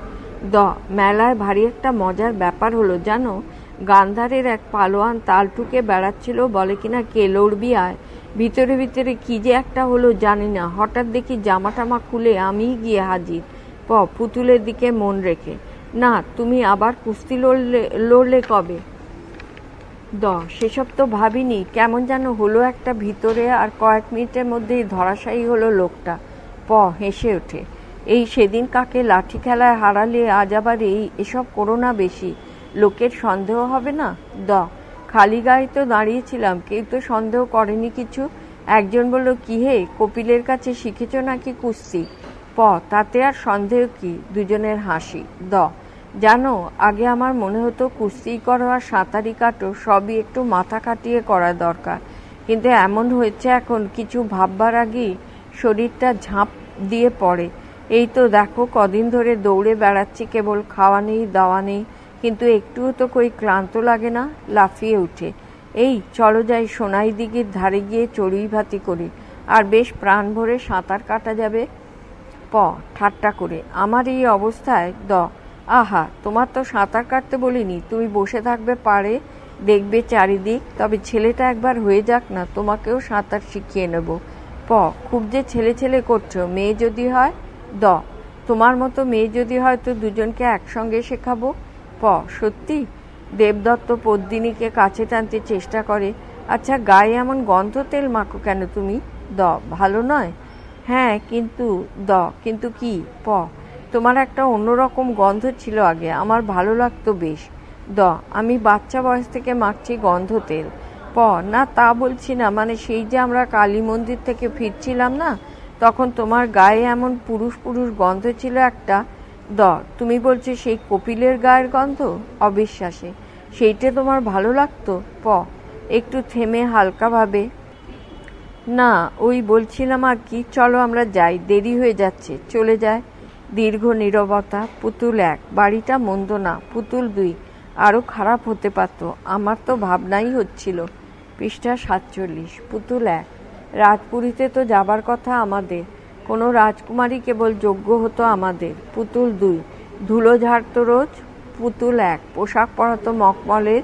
পু 2, বসিয়ে রাখত গদিতে। পু 1, সপ্তাহে সপ্তাহে পাল্টে দিত পোশাক। পু 2, পুতুলওয়ালার বুদ্ধি থাকলে আমাদের বেচত না কখনো। পু 1, এর হাত দুটো যেন কাঠ। পু 2, মুঠো যেন লোহার। দেবদত্ত দৌড়ে এসে পুতুল দুটোকে নানা রকম আদর করে। পুতুল সোনা, রাজার কুমার এলো, তোমাদের রাজার কুমার এলো। পু 1, ব্যথায়। দৈত্য একটা। পু 2, ব্যথায়। পশু একটা। এই যে অধিকারী মশাই, একটি মিষ্টি মুখ করুন, আর কাল আপনার নেমন্তন্ন আমাদের এখানে। কি ব্যাপার, উপলক্ষটা কি? সে কি কথা, শোনেননি? আমার যে একটা রত্ন এসেছে, একটা খোকা, ফুলের মতো ফুটফুটে। নাচতে নাচতে বেরিয়ে যায়। দীর্ঘ নীরবতা। পু 1, খুদে শয়তানটা সারাদিন চেঁচাচ্ছে। পু 2, ঘন্টায় ঘন্টায় তছনছ করছে সব। পু 1, কি দশা আমাদের। পু 2, দোষ আমাদেরই। ওর স্বপ্নে যখন বাচ্চাটাকে দেখেছিলাম তখনই ভাবা উচিত ছিল। পু 1, দেখা উচিত ছিল, মেয়েটা দিন দিন ফুলছে। পু 2, কেমন ফেঁপে উঠছিল দিনের পর দিন, কেউ যেন হাওয়া ঢুকিয়ে দিচ্ছে ভেতরে। পু 1, কি বিচ্ছিরি দেখাচ্ছিল। পু 2, গম্ভীর, তখনই আমাদের সাবধান হওয়া উচিত ছিল। পু 1, তারপর এলো এই শয়তানের বাচ্চা। পু 2, এই মাংসের ডালা। পু 1, চোখ নেই কান নেই। পু 2, কিন্তু আদর কত। পু 1, থুহ। পু 2, ওয়াক, কথায় আদরে বাচ্চা নিয়ে মগ্ন। দেবদত্ত পদ্মিনী এপাশ থেকে ওপাশে চলে যায়। পু 1, আমাদের ঘাড়ে দেখো মাকড়সার জাল। পু 2, আমার পাটা ঠুকরে নিয়েছে ইঁদুরে। পু 1, বাঁ চোখটা সেদিন খেয়ে নিল আরশোলা। পু 2, 6 মাস জুড়ে কেউ আসে না কাছে। পু 1, 6 মাস ধরে কেউ ছোঁয় না আমায়। পু 2, 6 মাসেই এই হাল, বছর ঘুরলে হবে কি? পদ্মিনী দেবদত্ত। দেখো, শুনছো? বলো। এবার আর না করো না কিন্তু। কিসে? ওকে নেব সঙ্গে। এই ঠান্ডায়? ঠান্ডায় তো কি, বড় হচ্ছে না বুঝি? এভাবে তুইয়ে রাখা যায়? রোদ বৃষ্টি ঝড়ে লাফ ঝাঁপ করে মানুষ হয়েছে আমরা। কই হয়নি তো কিছু, দিব্যি তো আছি। না, এসব ঝামেলা করো না। ঝামেলা কি হয়েছে বলো তো? সারাদিন শুধু বসে বসে কাটাও, বাইরে বেরোবার নাম করো না। খেলাধুলো, সাঁতার টাতার মাথায় উঠেছে সব। পদ্মিনী, আমি ব্রাহ্মণ, আমার কাজ হলো। শুনেছি, ঢের শুনেছি। নতুন একটু হইহুল্লোড় করা গেছে, সে আলাদা কথা। সেসব গায়ের জোরের ব্যাপার, কিন্তু কতদিন চলে ওসব? আমার একটা পারিবারিক ঐতিহ্য নেই? আমার পড়া, আমার লেখা। হয়েছে। স্নেহভরে। শোনো পদ্মিনী। কাঁধে হাত রাখতেই চমকে ওঠে পদ্মিনী। কি হলো? না কিছু না। হাত সরিয়ে নিয়ে। ধর্মসিন্ধুটা রেখেছি কোথায় বলতে পারো? কদিন ধরে দেখছি না। তাকের ওপরেই তো ছিল, আছে নিশ্চয়ই ওখানে। তাকের দিকে গিয়ে প্রথম পুতুলকে সরিয়ে বই বার করে। পুতুল কেঁপে ওঠে। পুতুল 2, কি হলো রে? পুতুল 1, ও আমায় ছুঁলো। আর? পুতুল 2, আর? পুতুল 1, ওর হাত দুটো মনে আছে যখন কিনেছিল কেমন চাষারে ছিল হাত, আর এখন কেমন নরম তুলতুলে, যেন কোনো মেয়ের। বাচ্চা কোলে পদ্মিনীর গান। পক্ষীরাজে আসে কুমার, কোন দেশে তার বাস, মাথায় জলে সোনার চূড়া, পশ্চিমে আকাশ, শিউলি ফুলে ঢালা, তোমার গলায় দোলে মালা, হীরায় গাঁথা অসির ঝলক, দোলায় সর্বনাশ, অস্তাচলের দিগন্ত এই ঢেউ তুলেছে কেশর, ঘুমোয় আমার খোকনমণি, স্বপ্নে ভাসে কিশোর, আয়রে চলে আয়রে আমার, সাদা ঘোড়ায় সাদা কুমার, খোকনমণির চোখে নামার স্বপ্ন দিয়ে যাস, কুমার তোমার বুকে কি শিউলি হলো লাল, চোখের তারা হলো পাথর, শরীরে শীতকাল, একলা ঘোড়া চলল কোথায়, মাঠ নদী বন ডিঙিয়ে যায়, সেই নিশানা নেই দিশা বা, চলছে 12 মাস। পৃষ্ঠা 50। গানের মাঝখানে দেবদত্ত এসে পাশে বসে, বই পড়ে, কেউ কারো দিকে তাকায় না। গান শেষ হলে ঘুমিয়ে পড়ে সবাই। পু 1 চাপা গলায়, এই পু 2 বল। পু 1 এই দেখ। পু 2 কই? পু 1 ওর চোখের পাতায়, স্বপ্ন দেখছে ও। পু 2 কই, দেখছি না তো কিছু। পু 1 এখনো ঝাপসা, শুরু হয়নি এখনো। এবার দেখছিস? ওই যে, হ্যাঁ। একজন পুরুষ, সে ওর বর নয়। না, এ আরেকজন। কাল যে এসেছিল সেই, কিন্তু কাল তো মুখটা দেখিনি। পু 2, আজ দেখা যাচ্ছে। ভালো না, কাঠখোট্টা চাষারে, তবে শরীরটা সুন্দর। দোহারা। পু 1, বলতো কে? পু 2, মিলিয়ে যাচ্ছে, উত্তেজিত। মুখটা মনে করে রাখিস। পু 1, মিলিয়ে যাচ্ছে, যা গেল। পু 2, সকালে আর ওর মনে পড়বে না কিছু। পদ্মিনী দেবদত্ত ওঠে। প, শরীরটা কি খারাপ লাগছে? দ, কেন গো? প, সারা রাত ঘুমের মধ্যে কেমন ছটফট করছিলে? দ, আমি কই, দিব্যি আছি। গা ঝাড়া দিয়ে ওঠে। হঠাৎ কাঁধটা চেপে ধরে একটা শব্দ করে। প, কি হলো কি? দ, না কিছু না, কাল একটু আখড়ায় গিয়েছিলাম। প, কুস্তির আখড়ায়? হঠাৎ একদিন পর? দ, হঠাৎ মনে হলো তাই। ছেড়ে দাও ওসব। প, আজও যাবে নাকি? দ, রেগে গিয়ে, না যাব না, এতে হাসির কিছু নেই। গেলে যে লোকে হাসে ঠাট্টা করে তা জানি, যাব না আর। চলে যায় অনেকক্ষণ পর। প, কিসের ভয় তোমার দেবদত্ত? তুমি আবার নরম হয়ে যাচ্ছ এই তো। ভয় কেন এতে? ভাবছো কি আবার বোকামি করব? কপিল মুছে গেছে, সরে গেছে আমার জীবন থেকে, আর আসবে না সে। থেমে। কপিল কোথায় এখন? কপিল কি করছে? ও কি এখনো সেই রকম আছে? সেই দোহারা শরীর আর ভারিক্কি মুখ। অনেকক্ষণ থেমে। দেবদত্ত বদলে গেল, কপিল বদলে গেল, আমি? চোখ বন্ধ করে। পু 1, আসছে আবার। পু 2, দিনের বেলায়? পু 1, রোজ যে আসে, সেই কে না কে জানে, একে তো আরো রুক্ষ দেখাচ্ছে। পু 2, সেই মুখের দিকে তাকা। পু 1, ওর কাছে যাচ্ছে। পু 2, খুব কাছে। পু 1, কি করবে রে? পু 2, চলে যাচ্ছে। পু 1, যাচ্ছে। পু 2, যাহ গেল, দুঃস্বপ্ন সব, আসে আর যায়। পদ্মিনী জাগে, বাচ্চাকে ঘুম পাড়ায়, তারপর হঠাৎ প, বদল। ঝুরে ঝুরে পড়ে বালি, বাটি ভরে ওঠে জলে। দোলে চাঁদ, দোলে আধারে আলোয় আধার দোলে, চাঁদ দোলে। দেবদত্ত আসে, এবার একেবারেই আগেকার দেবদত্ত। দ, শোনো, পণ্ডিত মশাই আসছেন, একটু মিষ্টি আর শরবত করে পাঠাবে? প, পাঠিয়ে দিচ্ছি। থেমে। শুনছো, ঝিয়েরা বলছিল। দ, কি বলছিল? প, কপিলের মা নাকি আজ মারা গেছেন। থেমে। বেচারি, সে সময় থেকে বিছানায় পড়ে আছেন মহিলা। দ, তা আমি কি করব তার? পরে একটু অপ্রতিভ খবরটা পাঠিয়ে দিও শিগগির করে। দুজনে বেরিয়ে যায়। পৃষ্ঠা 52। পু 1, যে যার আপন ভাগ্যে যায়। পু 2, যে যার আপন ভাবনায়। পু 1, পুতুলওয়ালা বলতো, দিন দিন কি যে হচ্ছে। পু 2, অন্তত কালকে রাত্রিটা ভাব, সেই স্বপ্ন। পু 1, ছি, এ নিয়ে কথা বলা পাপ, কি বেহায়া। পু 1, বলছি না এসব কথা নয়। পু 2, সত্যি, যেভাবে ওরা। পু 1, এই বলতে হলে আমি বলবো? পু 2, তুই তো বলতে চাসনি, আমি বলবো। পু 1, তুই কি বুঝিস ওরা? পু 2, ভারী তো জানিস। কাল? পু 1, বলছি, আমি বলবো, স্বপ্নে এসে।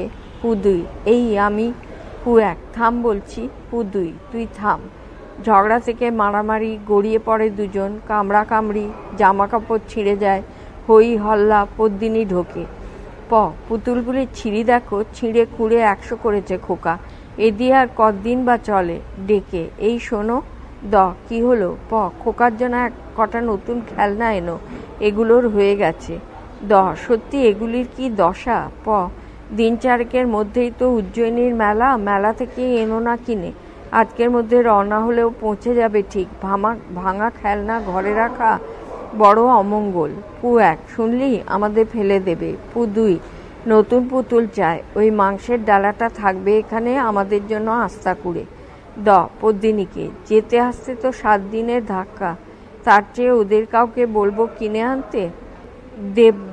পু 1, দেবদত্তকে, আমাদের ফেলবার আগে নিজের ঘর সামলা। পু 2, আমাদের কথা ভাবার আগে নিজের বউকে ঢাক। প, দেবদত্তকে, ওরা কেমন আনবে কে জানে, নিজেদের জিনিস নিজেরা কেনাই ভালো। দ, কিন্তু। প, না, যাবে তো যেও না, অত অজুহাত দেখিও না। দ, বাড়িতে কাউকে থাকতে বলে যাব? প, দরকার নেই, আমরা তো জঙ্গলে পড়ে নেই। পু 1, ভেবে দেখ বোকা, ডুববি তুই। পু 2, যাসনে রে হাবা, ভাঙবে ঘর। দ, ঠিক আছে, চলি তবে আমি, একটু দেখে শুনে থেকো। টেনে নেয় পুতুল দুটোকে, হাত পা ছুঁড়তে গাল দিতে চলে যায় পুতুল। পু 1, দূর কানা। পু 2, বজ্জাত। পু 1, হাড় হাবাতে। পু 2, বদমাস।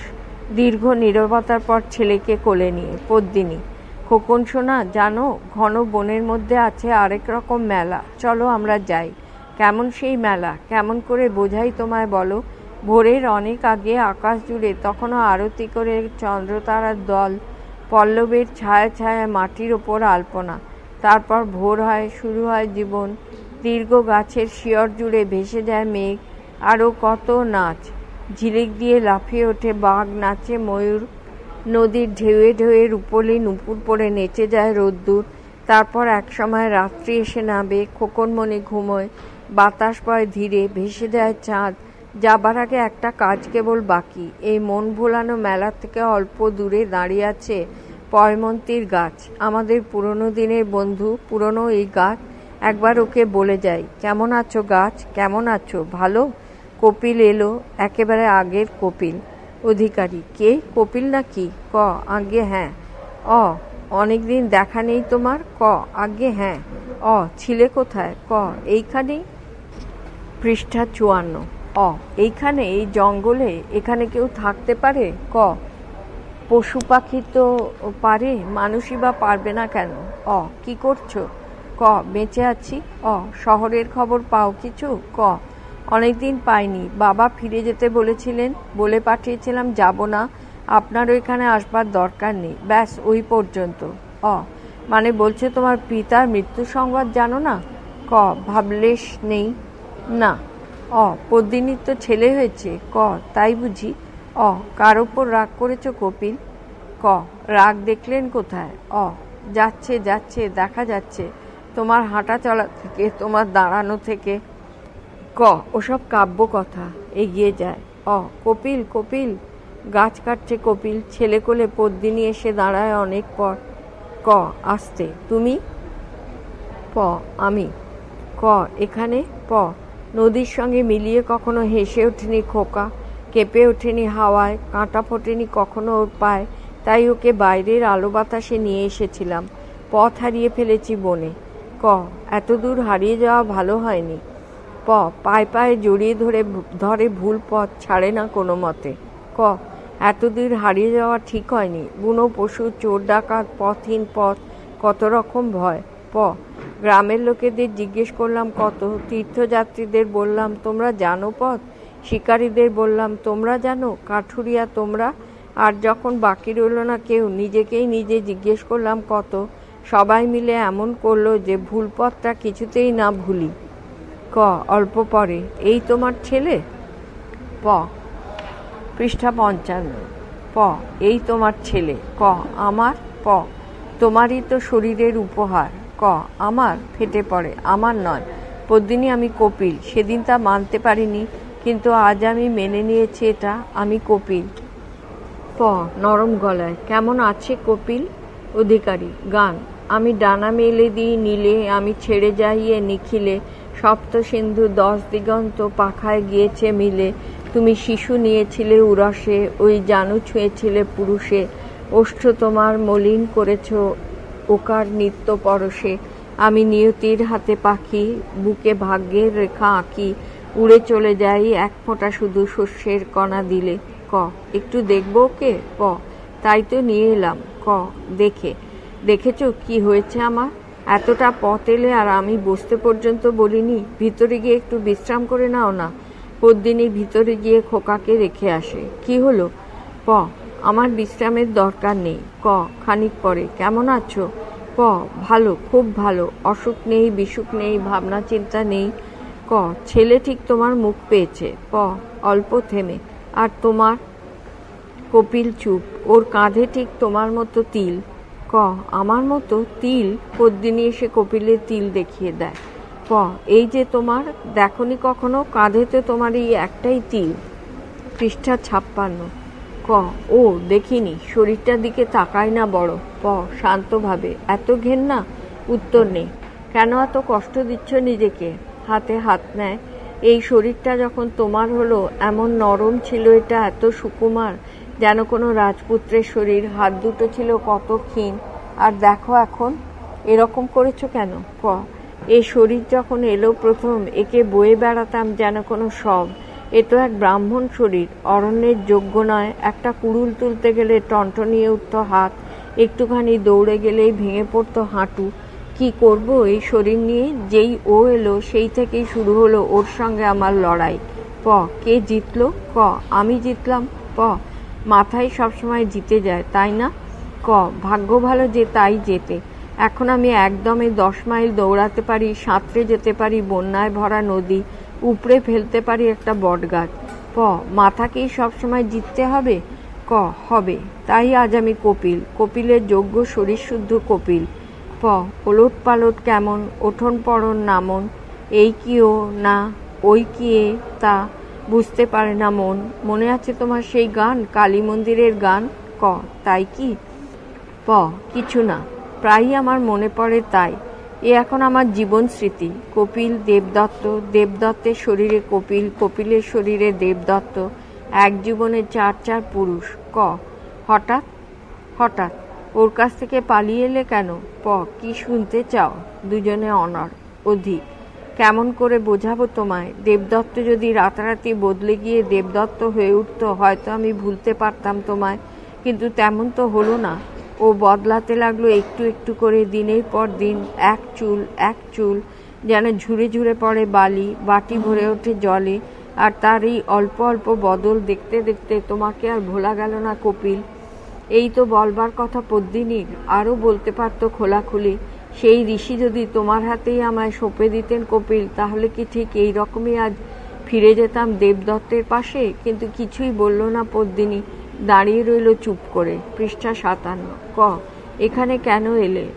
তোমাকে দেখতে ইচ্ছে করলো। কেন? উত্তর নেই। কেন এলে?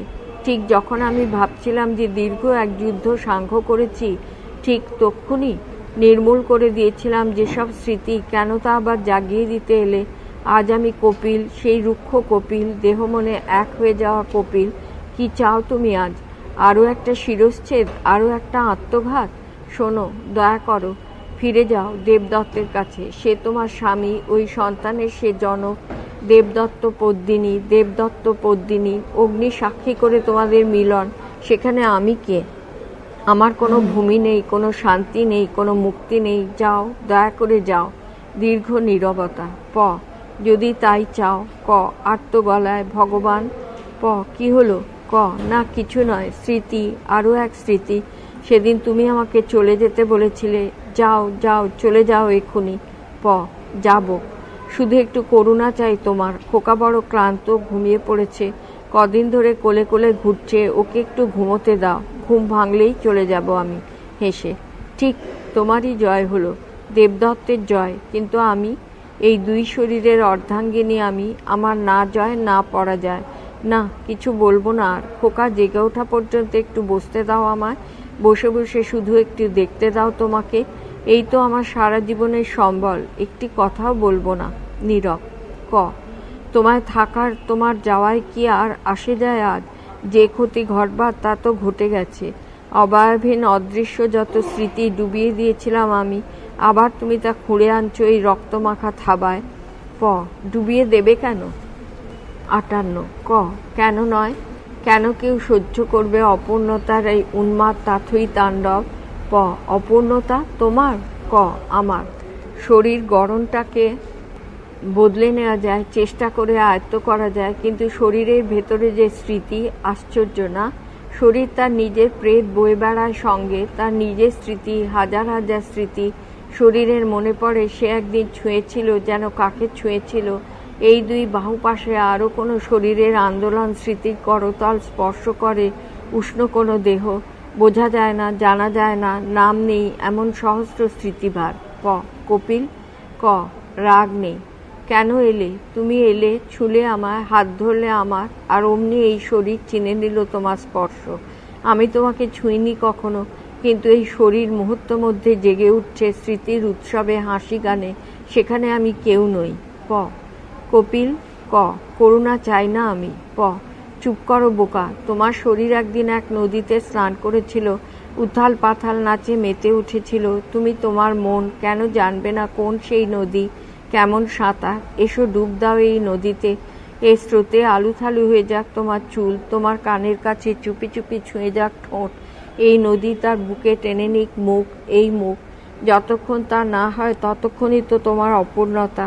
কপিল মুখ তুলে তাকায়, পদ্মিনী ছুঁয়ে ছুঁয়ে দেখে সেই মুখ, তারপর তার মুখ রাখে কপিলের বুকে। কপিল, কপিল, আমার কপিল, কত অকারণে নিজেকে কষ্ট দিচ্ছ তুমি। পদ্মিনীকে তুলে নিয়ে ঘরে যায় কপিল। অধিকারী, বুঝি কোনো ব্যথা বোঝে না এ জল, কারো নাম জল রাখে না নিজের বুকে। নদীর হৃদয়ে কোনো ভয় নেই, কোনো স্মৃতি নেই, তাই মেয়েদের কোরাস। নদী শুধু জানে প্রবল প্রপাত ধারা, হেসে খেলে ছোটে, ছুঁয়ে ছুঁয়ে যায় তীর, ঘূর্ণিপাকের নাভিতে নাচায় ঘুরন্ত ঝরা পাতা। পৃষ্ঠা 59। সবুজ গহনে রূপালি ঝলক, বুনে বুনে যায় সাপের মতন। শৈবাল দলে বাঁশের পাতায় ভয়ে কেঁপে ওঠে দাদুরি। নদীর কি আসে যায়, সে তো শুধু গায়, এঁকে বেঁকে ধায় প্রবল তাড়নে, কেঁপে কেঁপে যায় ছুটে। স্থির, শুধু কূলে কাকতাড়ুয়ার ছায়া, মাটির ভাণ্ডে আঁকা মুখ তার, মিলায় মিলায় দূরে আর্ত শরীর ছিঁড়ে ছিঁড়ে যায় সহস্র স্মৃতি ভারে। দেবদত্তের প্রবেশ। কে? দেবদত্ত? কপিল এখানে কোথায় থাকে? ও আচ্ছা, ব্যাপারটা হলো তো, কেমন আছো তুমি? ইচ্ছে না হয় বলবেন না, নিজেই খুঁজে নেব। ওই যে ওদিকে গাছপালার পিছনে। পদ্মিনী এখানে কতক্ষণ? তা 4-5 দিন হবে। আশ্চর্য, আমার মতো একজন পুরুষ মানুষের এত কষ্টের মনে হলো পথটা, আর ছেলে কোলে করেও চলে এলো এত তাড়াতাড়ি। দেবদত্ত এগোতে থাকে, এগিয়ে যায় দেবদত্ত। সংসারে কেবল দুটি শব্দের মানে আছে ওর কাছে আজ, কপিল আর পদ্মিনী। কপিল, পদ্মিনী, এই দুই শব্দকে বন্যার মতো টেনে এনেছে কপিলের কুটির প্রান্তে, কিন্তু হঠাৎ ও থেমে যায়। এই এক মুহূর্ত আগে পর্যন্ত ওর মুখে ছিল রক্ত তৃষ্ণা, কিন্তু এখন হঠাৎ সব চুপ, স্থির সব। কপিল বেরিয়ে আসে। কপিল, এসো এসো, তোমার জন্যই অপেক্ষা করছিলাম, কাল থেকেই ভাবছি তুমি এলে বলে।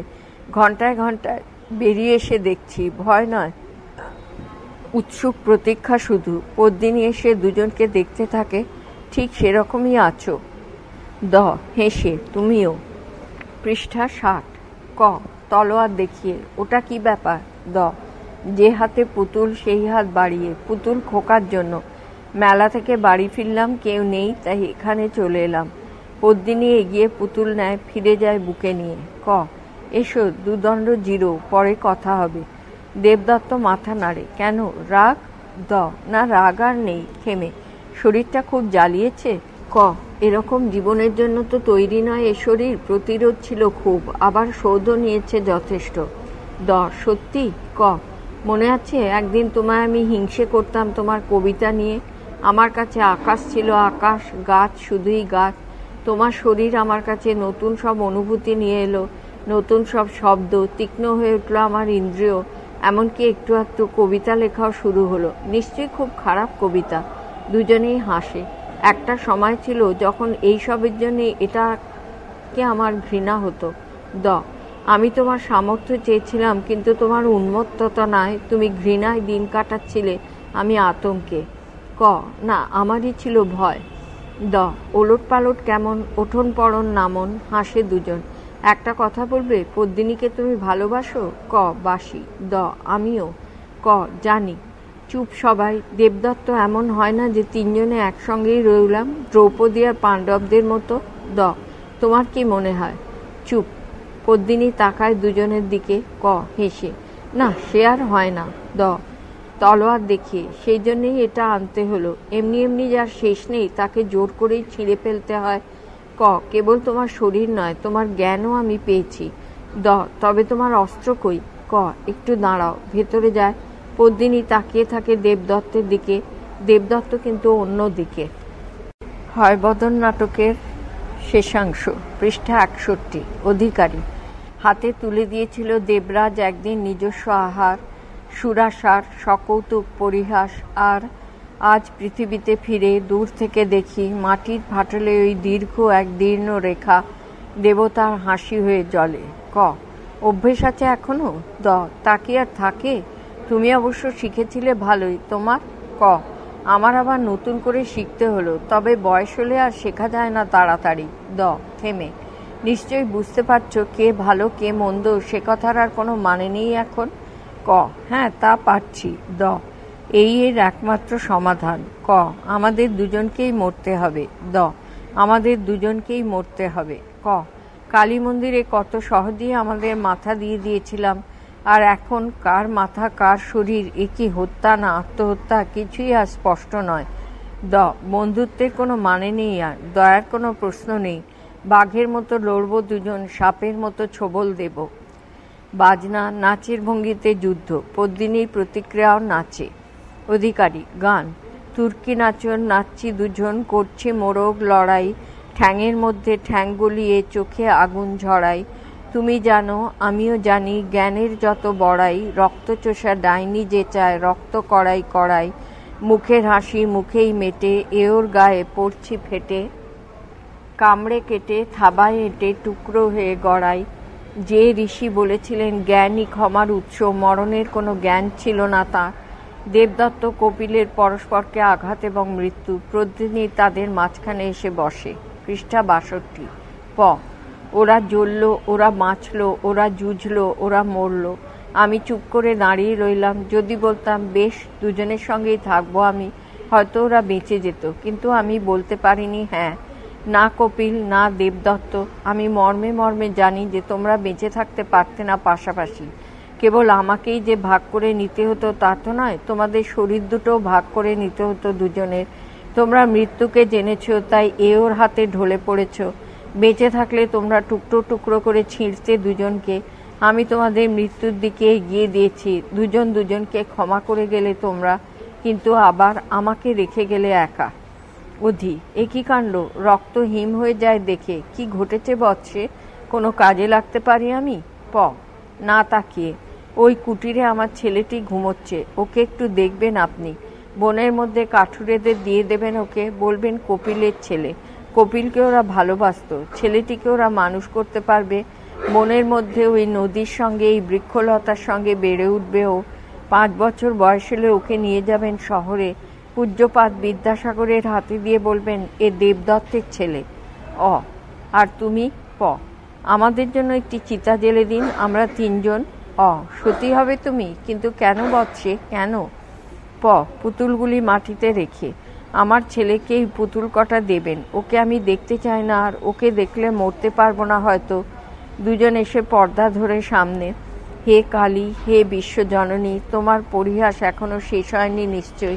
মৃত্যুর সময় অন্য মেয়েরা কত প্রার্থনা করতে পারে, বলতে পারে পুনর্জন্মে তারা যেন ফিরে পায় তাদের একই স্বামীকে, কিন্তু সেটুকু প্রার্থনা করারও কোনো পথ রাখনি আমার। নমস্কার করে। গানের সঙ্গে সঙ্গে খুবই ধীরে ধীরে পর্দা উঠতে থাকে, পর্দায় আগুনের শিখা। পৃষ্ঠা ৬৩। মেয়েদের কোরাস গান।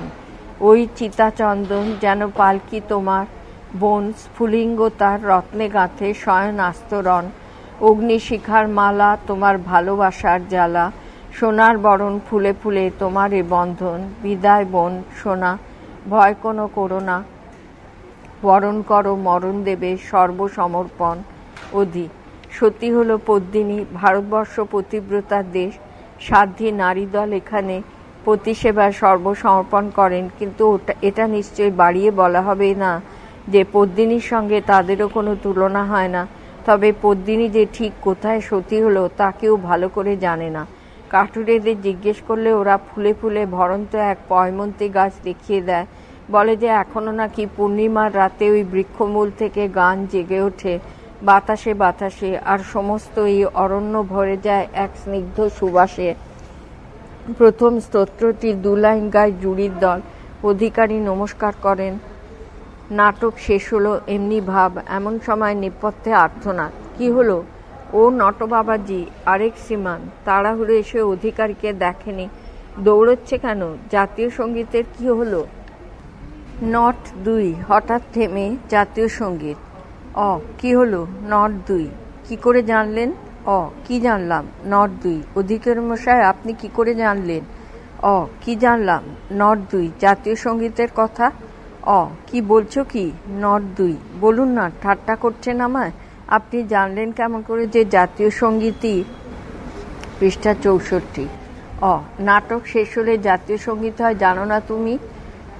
9-2। ও সেই ব্যাপার, রাম রাম। কেন বলো তো, ব্যাপারটা কি? 9-2। ব্যাপারটা হরি হরি, এই দেখুন বাঁ হাত দেখায় কাঁপছে। হলোটা কি? 9-2। আরেকটু হলেই মারা যেতাম ভয়। ভয়? 9-2।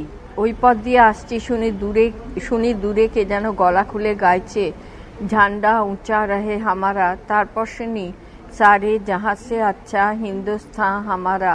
তারপর বন্দে মাতারম। তারপর 9-2। আমি তো এই ঘোর রাত্রে এরকম এক আস্ত দেশপ্রেমিক। দেখতে হয় লোকটাকে। দেখি বিরাট এক বাড়ি, চারদিকে বেশ শক্তপোক্ত বেড়া, কিন্তু তারই একটা ফাঁক ফোঁকরে সেধিয়ে গেলুম ভেতরে। খানিক যেতেই দেখি কি নট কপাল মুছে নেয়। বলে ফেলো কি দেখলে? 9-2। একটা ঘোড়া। আগ্রহে, ঘোড়া? 9-2। ঘোড়া আমার দিকে তাকিয়ে মোটা ভারী গলায় বলল, বন্ধুবর, এখন আমি জাতীয় সঙ্গীত গাইব, খাড়া হয়ে দাঁড়াও। শোনো শোনো, তুমি কি ঠিক? 9-2। মাইরি বলছি। না বলছি কি, নেপথ্যে আলোড়ন। আবার কি হলো? 5 বছরের একটি মুখ গোমড়া ছেলেকে নিয়ে পয়লা নটে প্রবেশ। ছেলেটির হাতে একটু পুতুল, একটু ময়লা। নট নানাভাবে হাসাবার চেষ্টা করছে, ছেলেটিকে পারছে না। আরে নটবর, তুমি আবার? 9-1। আরে অধিকারী মশাই, আপনি? আরে তুমি তো 100 বছর বাঁচবে হে। 9-1। কেন, কি অপরাধে? এই এখুনি তোমার কথা ভাবছিলাম, আর তুমি এসে হাজির 2 নম্বরকে দেখিয়ে। এইমাত্র এই বলছিল যে এক ঘোড়ামুখো মানুষ দেখেছে। ভাবছি যে আমাদের সেই ঘোড়ামুখোই নয় তো, তাই তোমাকে মনে হলো। 9-2। অধিকারী মশাই, 9-1। এই হচ্ছে অভিনেতার কপাল, সবসময় অন্য লোকের কথা ভেবে তবেই তাকে মনে হয়। পৃষ্ঠা 65। ঘোড়ামুখো কোথায় এখন? ফিরেছে? 9-1। বলতে পারছি না। কালী মন্দিরে পৌঁছতে না পৌঁছতেই সে আমায় তেড়ে এলো, এক মুহূর্তও থাকতে দেয়নি আর। ঈশ্বর তার মনস্কামনা পূর্ণ করুন। এটি কে? 9-1। এটি ওহে খোকা, বলো। কে তুমি বাছা? নাম কি? বাপের নাম? 9-1। দেখলেন তো, কথাটি নেই। এই বয়সের বাচ্চারা গোটা একটা অভিধান আউড়ে যায়, আর এর মুখে একটা বাক্য নেই, হাসে না, কাঁদে না, মুখে কোনো ভাঁজ পর্যন্ত নয়। 24 ঘন্টা ওই মুখ ঝুলিয়ে আছে, নিশ্চয়ই কোনো গোলমাল আছে। ছেলেটির সামনে গিয়ে খানিক ভাঁড়ামো করে। দেখলেন, কোনো সাড়া নেই, কোনো ভাবলেশ নেই। বড় হয়ে নাট্য সমালোচক না হয়ে যায় না। 9-2। অস্থির। অধিকার মশাই, পয়লা নম্বরকে পেলে কোথায় একে? 9-1। ওই বনের দিকে একটা গায়ে। ফেরবার পথে একরাত ছিলাম সেখানে। একজন এসে একে হাতে দিয়ে বললে, এ আমাদের ছেলে নয়, শহর থেকে এসেছে, ওকে নিয়ে যান সঙ্গে। এই শহরের ছেলে? আশ্চর্য। পুতুল দেখে। কিন্তু ওই পুতুল ছুতে গেলে ছেলেটি ক্ষেপে যায়, সরে যায়। 9-1। ওটি করবেন না, আর যাই করেন পুতুলে হাত দেবেন না। এমনিতে খিদে মরে যাক, ঠান্ডায় জমে যাক, কথাটি কইবে না, কিন্তু পুতুলে হাত দিতে গেলে একেবারে দাঁত নখ বার করে তেড়ে আসবে। একবার তো আমার আঙুলি দিয়েছিল কামড়ে। 9-2। অধিকারী মশাই? অধিকারী। পয়লা নম্বরকে। দাঁড়াও খোকা, দেখি একটু তোমার কাঁধটা। ছেলেটি সরে যায়। না আমি পুতুল নেব না, সত্যি না, কাঁধটা শুধু একটু দেখি। দেখে উত্তেজনায় লাফিয়ে ওঠেন। 9-2। অধিকারী মশাই? ওহে, দেখো এই তিল, এ তো পদ্মিনীর ছেলে, সন্দেহ নেই কোনো। 9-1। পদ্মিনী? কোন? 9-2। খুব চেঁচিয়ে। অধিকারী মশাই। 66 পাতা। কি ব্যাপার, চেঁচাচ্ছ কেন? 9-2। আধ ঘন্টা ধরে আপনাকে আমি ডেকে যাচ্ছি। হলো, তা কথাটা কি? 9-2। আপনি বললেন আমি ঘোড়ামুখো মানুষ দেখেছি। মোটেই তাই ঠিক নয়। আমি দেখেছি একেবারে পুরো আসল সত্যিকারের।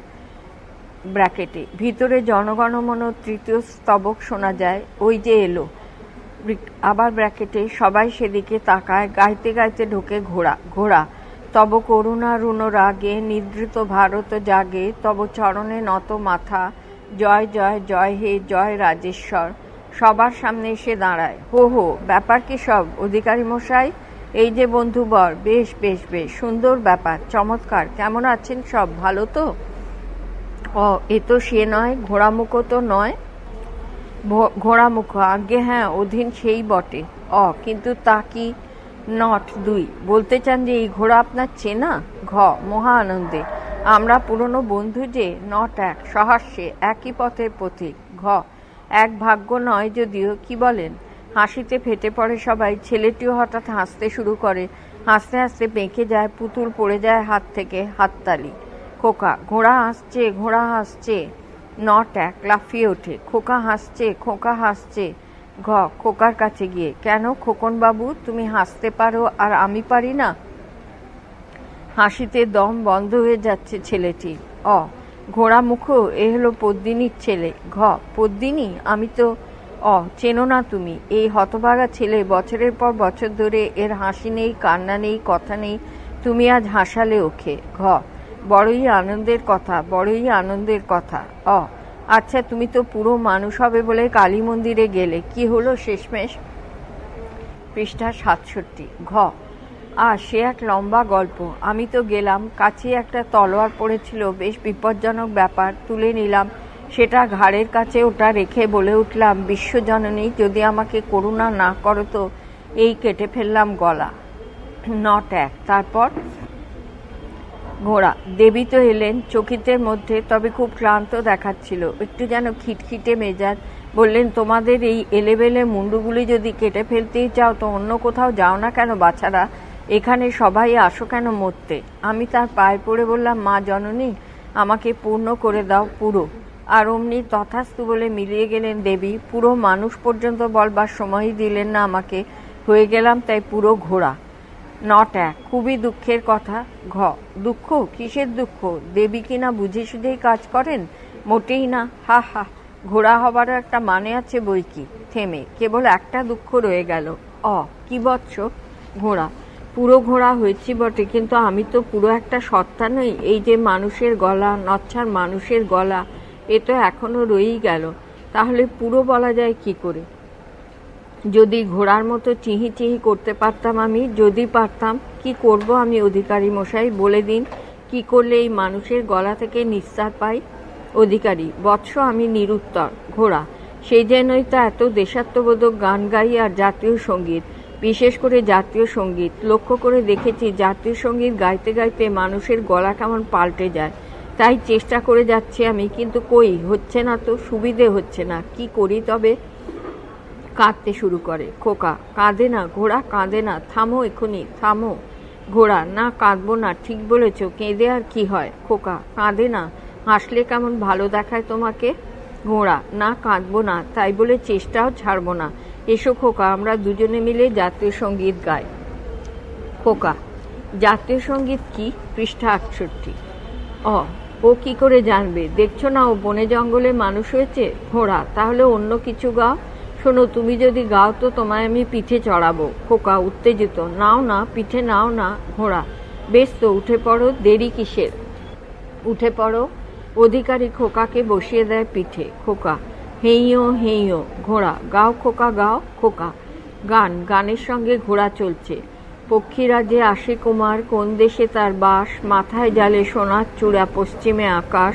কুমার তোমার বুকে কি শিউলি হলো লাল, চোখের তারা হলো পাথর, শরীরে শীতকাল, নেই নিশানা, একলা ঘোড়া, চলছে 12 মাস। অধিকারী মশাই, বলো। এই গানে যার কথা আছে সে মনে হয় মারা গেছে, ঠিক বলেছি? তা মনে হয় ঠিকই। এমন গান ওকে শেখালে কে? গানে কি এসে যায় বলো? এই ছেলেটার হাসি, এর সরল নিষ্পাপ হাসি, এর চেয়ে সুন্দর আর কি হতে পারে? কোনো কারুণ্যই একে ছুতে পারে না। ঘোড়া, তাই কি? অধিকারী, তাই। শিশুর হাসির চেয়ে সূচি আর কিছু নেই। ঘোড়া, সত্যি বলতে কি অধিকারী মশাই, আমার একটু সংশয় আছে। আমি বিশ্বাস করি, এও বলা যায় যে আমি মনে প্রাণে বিশ্বাস করি, এই ধরনের ভাবালুতাই আমাদের সাহিত্য আর জাতীয় জীবনের সর্বনাশ করছে। এই সবই আমাদের সত্য থেকে ঠেলে দিচ্ছে বারবার, পালাতে শেখাচ্ছে শুধু জীবন থেকে। যা হোক, আপনি যদি ওরকম মনে করেন তো আপনার সঙ্গে তর্ক করব না। খোকা, এসো, আরেকটা গান হয়ে যাক। খোকা, আর আমি জানি না। তবে ওইটাই আবার গাও। খোকা, আগে তুমি আবার হাসো। ঘোড়া, হাসবো আবার? আবার দেখি, চেষ্টা করে। হা হা হা, না, হাসাটা সহজ নয় বড়, দেখো না খোকা, চাবুক মারার ভঙ্গিতে হাসো হাসো ঘোড়া, এই যে দেখি আবার চেষ্টা করে, হা হা হা হা, হো হো হো হো, হি হি হি হি, চি হি।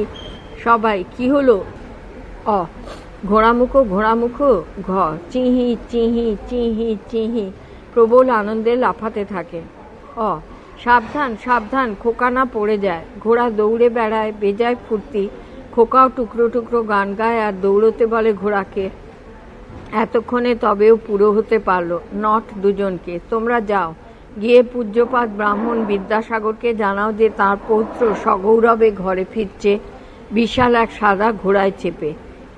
নট এক, পুতুলগুলি? ও ফেলে দাও, ওর আর দরকার নেই। নটদে প্রস্থান। গজানন শ্রী গণেশ দেবের কি অপার করুণা, সকলের মনোবাঞ্ছা পূর্ণ করেন তিনি। পিতামহকে ফিরিয়ে দেন তার পৌত্র, শিশুকে ফিরিয়ে দেন তার হাসি, ঘোড়াকে ফিরিয়ে দেন তার রেশা। আমাদের এই অক্ষম পঙ্গু ভাষায় কে তোমার মহিমা কীর্তন করবে প্রভু? এসো ঘোড়ামুখো, এসো, যথেষ্ট হয়েছে নাচ, আমাদের পালা এখন সাঙ্গ। এসো আমরা সবাই মিলে প্রভুর কাছে প্রার্থনা করি আমাদের এই অনুষ্ঠান সফল হোক, পূর্ণ হোক। সকলে মিলে কপিল ইত্যাদিও আসে।